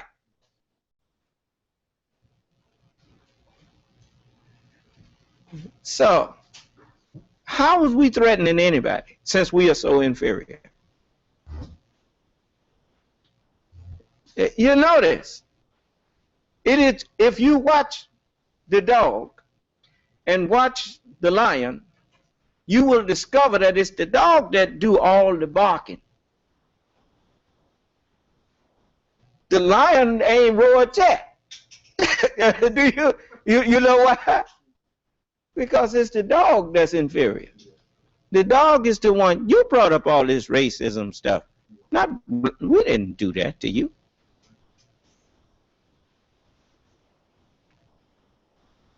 I mean, if you tell the truth, you know, with the Tuskegee Airmen, for instance, the only reason that the black pilots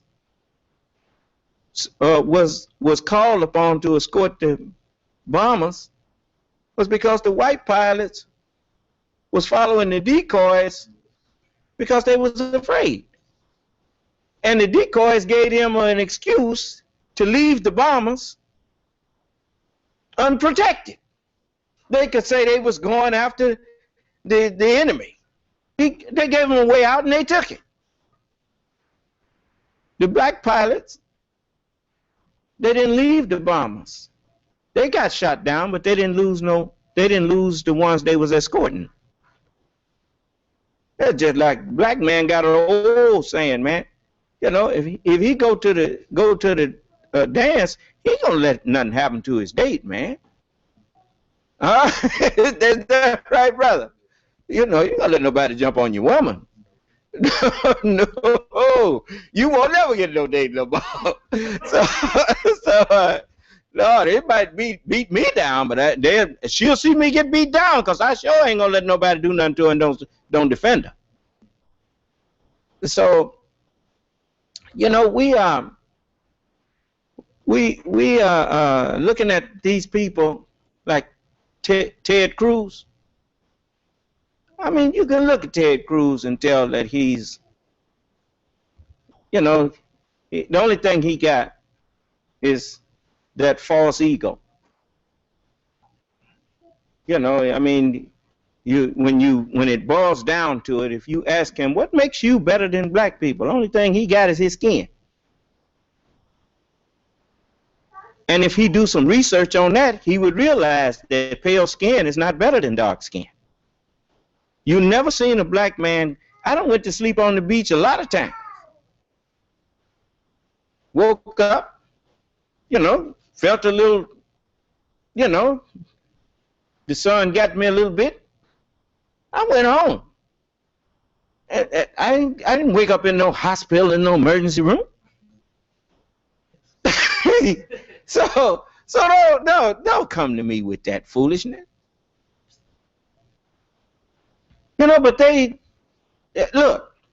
would stop that foolishness that they doing in Congress if the black congressmen and some of the white people who, like Jimmy Carter, I mean, he opened the door for you, and you were too scared to go through it. I mean, that man is a ex-president of the United States. And he called Congress what they were. Said that's nothing but racism. Nothing but racism. And anytime a white man from Georgia tell you something is racism, he know what he's talking about. And anytime a black man that grew up in the South tell you that he's looking at racism, he know what he's talking about. You gonna tell me I don't know racism when I see it? Let whoever say that they got a legitimate gripe against President Obama, that the Congress got a legitimate gripe against him, that that he's been unqualified as president. He's been like they say, the worst president that ever was, and all this kind of thing. Come in here and tell us what makes him the worst president that ever was. I'm gonna let you talk. Now, just come on in here.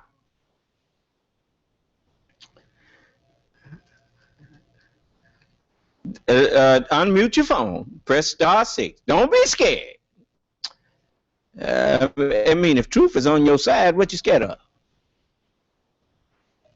I mean, man, you're on the phone. It ain't like you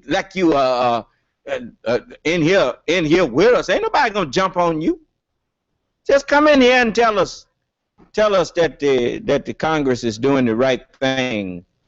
The white people in Congress is doing the right thing. Just like the news media keep on talking about if anybody who's trying to, Obama is what they call him, he's a liability to the Democrats in red states. He's a liability. Liability why? That man done did wonders with his administration, considering he didn't get no help from Congress. I noticed they're not talking about the jobs numbers. Wasn't that used to be their cry? Where are the jobs? Right? Unemployment, that's number one. Is that what they said? And what did they say they are number one priority? Is jobs, right? And I told you what that meant, didn't it? It means their number one priority was not to create jobs, was to stop jobs from being created. And after hearing all of his, in order for Congress to vote yes or no on something, the president has to present it to him. You understand? So they can determine what it is he want to do, right? So what they was doing was they was going to not, he wanted to get an infrastructure bill, about $430-some billion, to rebuild all of the infrastructure, roads and bridges and stuff like that in the country. That was on this. Health care was on there. Oh, they was going to use Obamacare. They just wasn't going to call it that. All of the ideas that he had, they were going to use. They just wasn't going to use them while he was president. Then when they put somebody like Romney in there, they could tell him, look, sign this, and then we're going to make you look good and whatnot. But they was taking the presidency of the United States and turning it into a figurehead. And they was doing something that they've been doing to us for the longest. Stealing our ideas and claiming them as theirs. Now, if I'm not telling the truth, come in here and show me, and I will give you $20,000, and I'll pay with my life for standing up here telling a lie.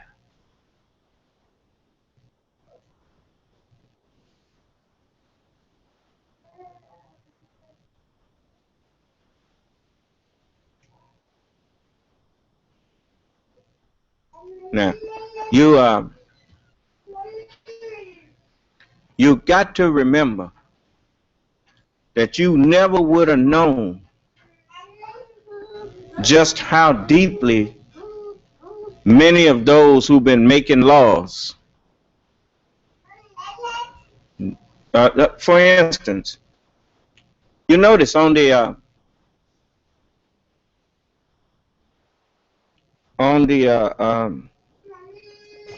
them states that's claiming you need what they say, a valid ID to vote. So what are they saying? What are they really saying to you? that unless you have an ID card, you're not a citizen of America.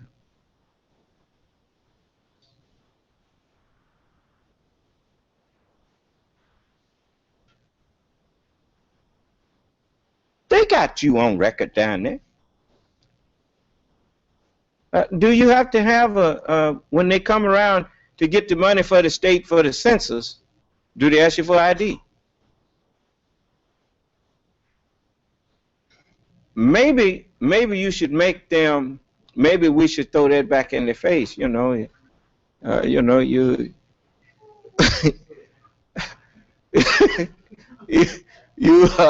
ain't got no ID. You still want to take me down as a census? Because they can't get a certain amount of money. That means they're going to cut back on the police force and all them jobs that they paying for with that money. You understand? You know, these people, they're at the end of their time. And the only one don't know it is them. Well, you know, that's what, look, you look at people like Adolf Hitler. Do you think he saw the handwriting on the wall before they got him in that bunker there and it was surrounding him, just like Pharaoh? Pharaoh wasn't ready to acknowledge it until he was drowning.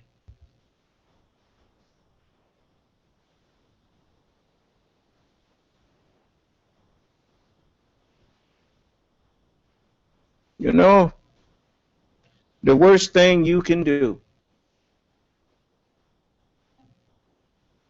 is to ignore God when He's talking to you.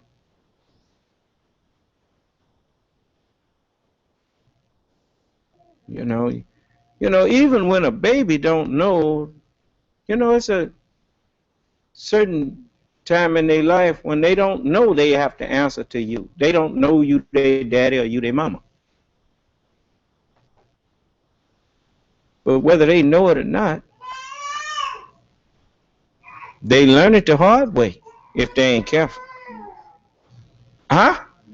Okay. So, you know, I mean, I ain't got no, believe me, I don't have no heart full of hatred for nobody. I just can't do it. That ain't, I hate a lot of things that I see happening, but I wish that the people that's doing it would stop.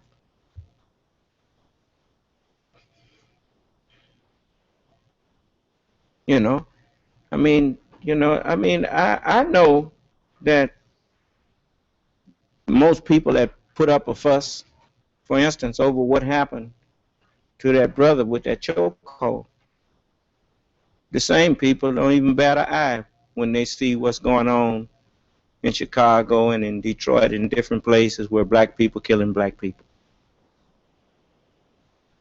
As if some kind of way it's okay then. But I'm warning you that every one of you that's so wicked, you're going to wish that the distance between you and your wickedness was as far as east is from the west, but it's going to be too late. You watch what I tell you. And you're going to remember this talk.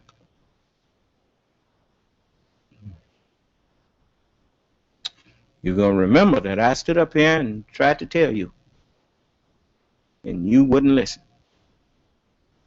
White people and black people.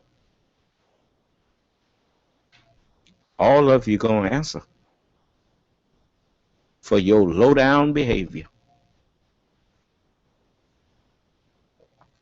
You think that's just me talking? When the book say warn the wicked, that's talking about you, white people. When it say warn the righteous, that's talking about you, black people. Because ain't none of you righteous. Even though you are of the original nation, you are ungodly. And Allah, He got mad at us once. and put the moon out there. And a lot of us died in that process. But it's right here in the 3rd chapter of Ezekiel. He said, Son of man, I have made thee a watchman. You'll notice, a watchman by nature, he has to have something that makes him able to sit high and look low. Huh? Yeah.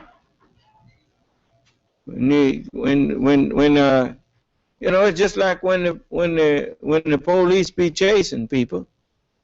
Man, he get in that helicopter, you just well to pull over. Is that right? They see where you running. He say he right over there behind them trash cans. Is that right? Yeah. So it says after he say he made me a watchman unto the house of Israel. Yeah. It says, I'm a stone of stumbling and a rock of offense to both houses of Israel. What? That's the spiritual and the natural. To their religious house and to their scientific or natural house. All of them stumble over me. You know why? You wouldn't stumble over something. For instance, if you go out in the yard and you don't even see it, and it's a ball on the ground, and your foot kick it, you don't stumble because the ball moves. Huh? And you keep walking, right? You say, I didn't see that there. But if you kick something and it don't move, you stumble. And like a tree planted by the rivers of waters, I shall not be moved.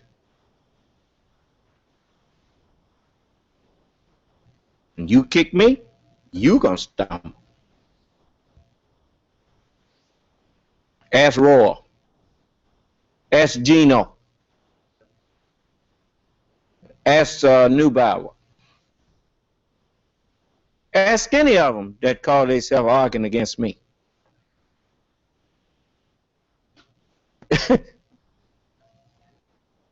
They stumbled, not me. I'm still teaching what I'm teaching. I'm still offering what I was offering.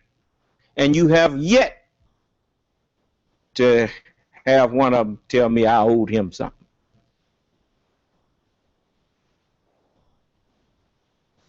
It's like when Joe Frazier was given the championship over Muhammad Ali.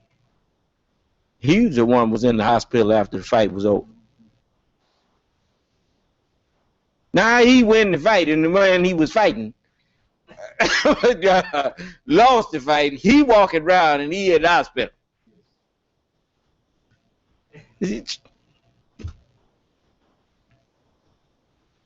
But, you know, folks, I mean, you can't fix your mouth to tell, come in here and tell me that you won something against me, so I can tell you to do it again. do you understand? Because I don't remember that. It must have been in your dream. This is reality, boy. So, look what it says. Son of man, I have made thee a watchman unto the house of Israel. Therefore, hear the word at my mouth. Hear what the messengers that I sent had to say. That's why it says when the seventh angel sounded, there were great voices. You see, Jesus was a great voice, but he wasn't the only great voice. Moses was a great voice.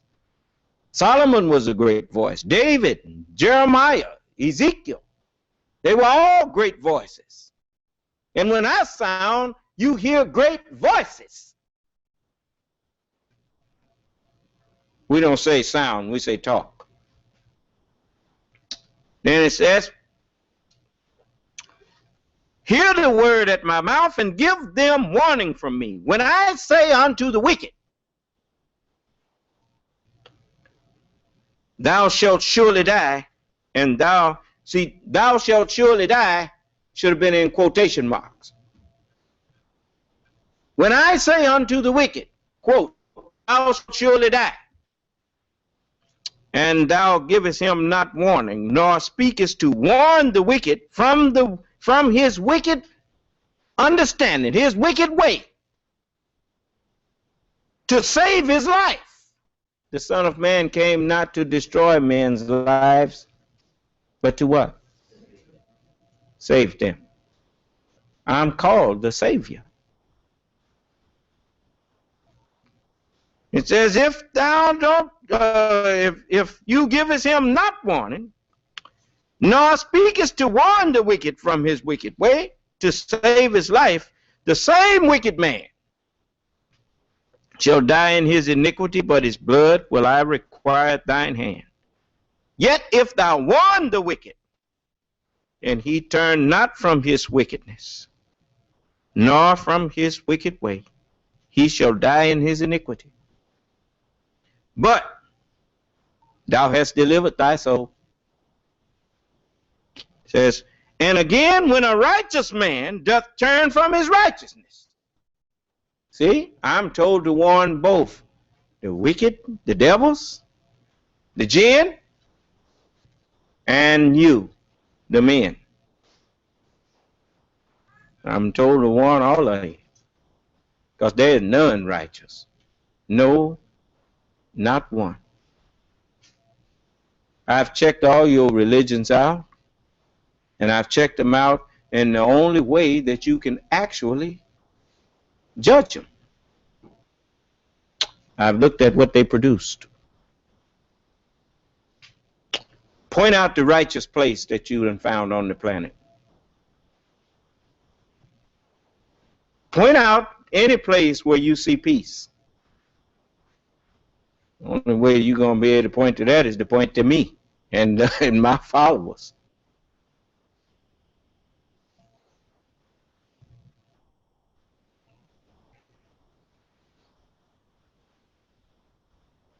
And some of these that's with me ain't got sense enough to appreciate it. That's why they soon going to be gone. But I can't do nothing about that. I ain't ran nobody off yet. They ran themselves off. My Father take them away when they don't bear the fruit of righteousness. You know, it's just like with any tree. They prune the branches that ain't got no fruit on them, because they taking the nutrients from the tree, but they ain't producing anything. You understand? If you don't start producing, showing that you are becoming a righteous person, Allah will soon take you away.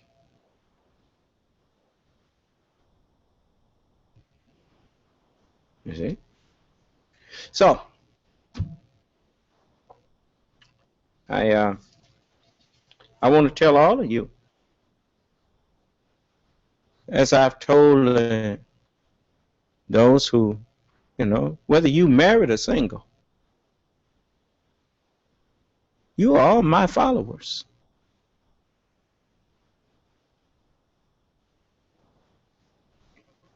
You better quit mistreating my followers.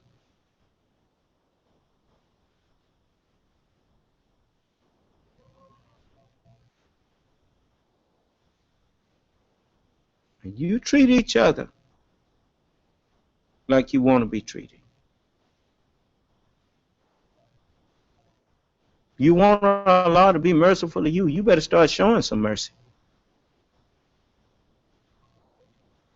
Blessed are the merciful.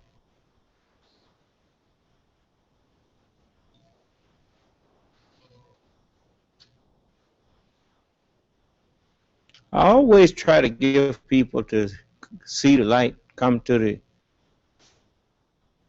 You know, it don't do no good for somebody else to see your wrong. For they can't make you correct yourself. You have to look in the mirror and see what you look like and make the change. You better start with the man in the mirror. I'm telling you now. As Jesus told you, better get the beam out your own eye so that you can see clearly whether or not you need to be condemning somebody else. Because just because you don't like what somebody is saying or doing, that don't make it wrong.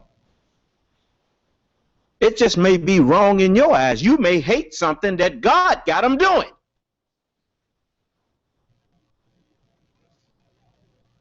The messenger said it like this: you better be careful about it, because what you dislike in your brother might be an attribute of God.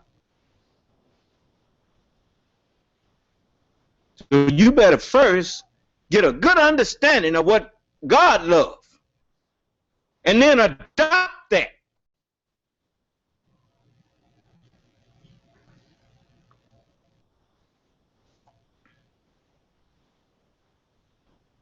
Why you think it looked so dreadful? This is the great and dreadful day of the Lord. Why? Ezekiel say he looked and he saw wheels within wheels. You notice, the Bible is like that. It's like a pearl. A pearl is circles within circles.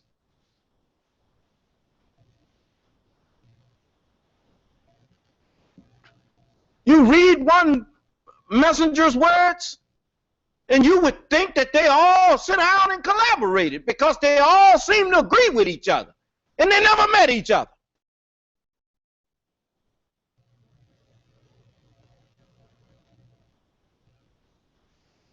And their wheels, when these rose up, those rose up. You can't lift up one prophet. You got to lift all of them up.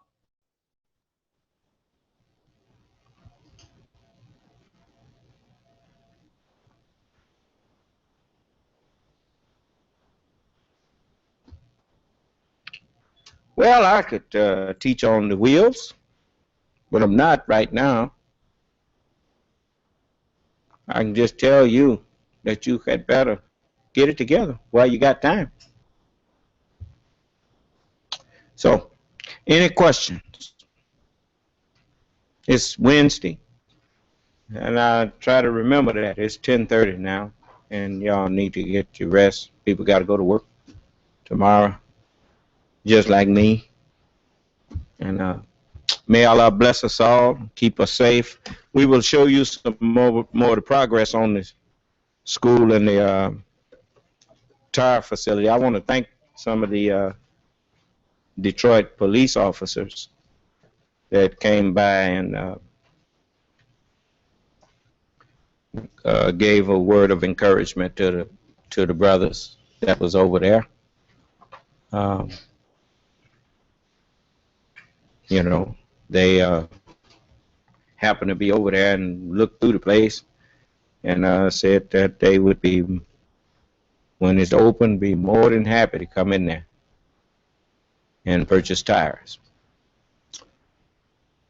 Don't just, and they made mention that they see you didn't just go in there and slap some paint on the wall and put a open for business sign out there. And as I told you, people who, you know, about business, they don't want to see you trying at it. If you want to be respected as an equal, do things on an equal basis. There's an old saying, you want to make money, you got to spend some. Nobody wants to come spend their money in a dump when they could go to a palace and get the same thing. Make people feel that they need to dress up to come to your shopping center. Stop settling for less than your best. You want, I mean, you walk around the black community and all you see is the worst that's in us. It's up to us to cultivate the best that's in us and let that shine.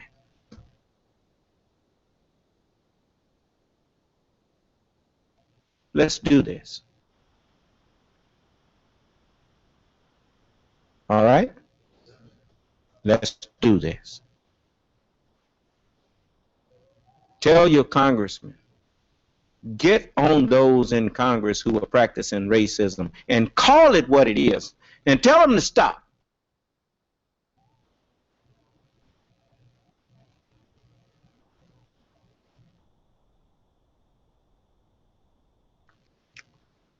And when November comes around, since they won't stop, you know what to do. Get yourself out and vote every one of them out of there.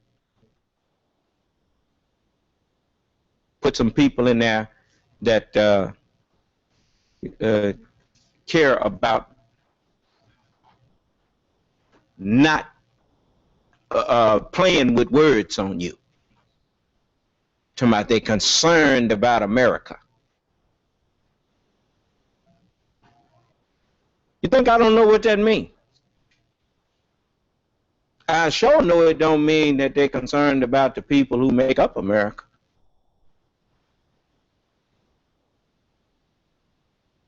Because if they was concerned about the people who make up America, they wouldn't be talking about repealing Obamacare. The Affordable Care Act? That shows somebody who cares.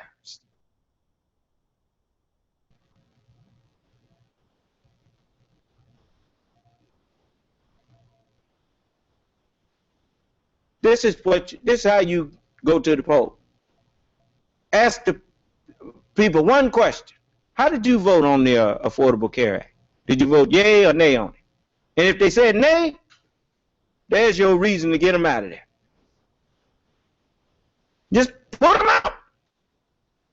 Because there's nothing they can do, no kind of way to explain it away, that they can tell you that they really care about you and your family. If they voted something down as important as a bill to get you affordable health care out of your tax money. Oh, by the way, I meant to find out something. Tribute.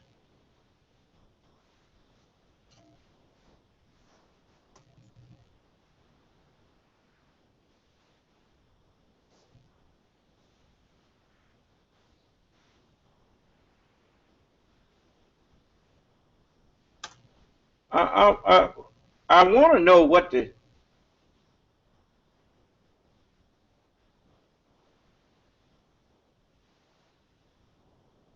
I wonder if it's got it. Let's see here. I want to check it if the dictionary got. You know, I think that they done turned your taxes into tribute money. Tribute money ain't necessarily something that's going to be spent for the one who giving it. Taxes is supposed to go for something that the country needs. But you notice a lot of your tax money going over to Israel, Egypt, Pakistan. I mean, a lot of billions of dollars of the money that come out of your check going for other places and other people's well-being and not yours. You finally get a president that tried to make a giant step towards the taxpayer money going back to help the people who gave it. And he got it done, and people are angry over the fact that they got to spend the American people's money on the American people.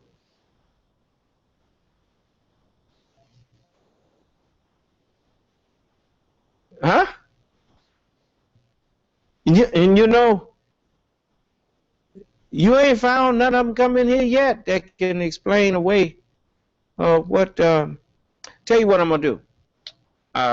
Friday, I'm gonna let you do some hindsight on some of the things that people said and what it looks like today. See how many lies people told you. Huh? Okay. May Allah bless us all, keep us safe, and in our right minds. Brother Jamal, we didn't have nobody on the thing making comments? Okay. Well, maybe they're growing up. That's good. Well, I don't care nothing about him. You know, he on there cussing and going on. He got no time for that.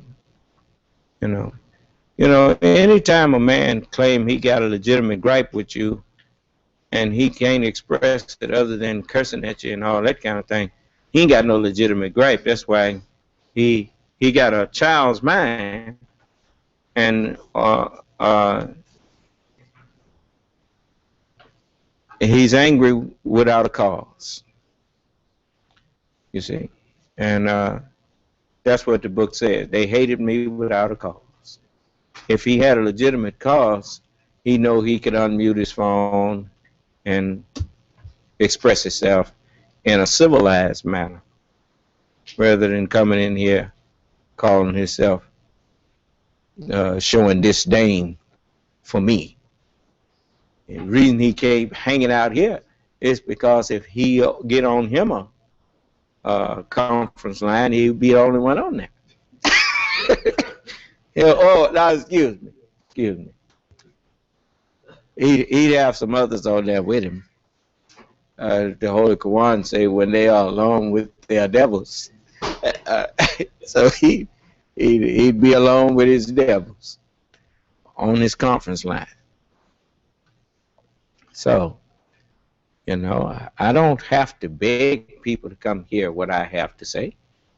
What I have to say attracts people to come hear it.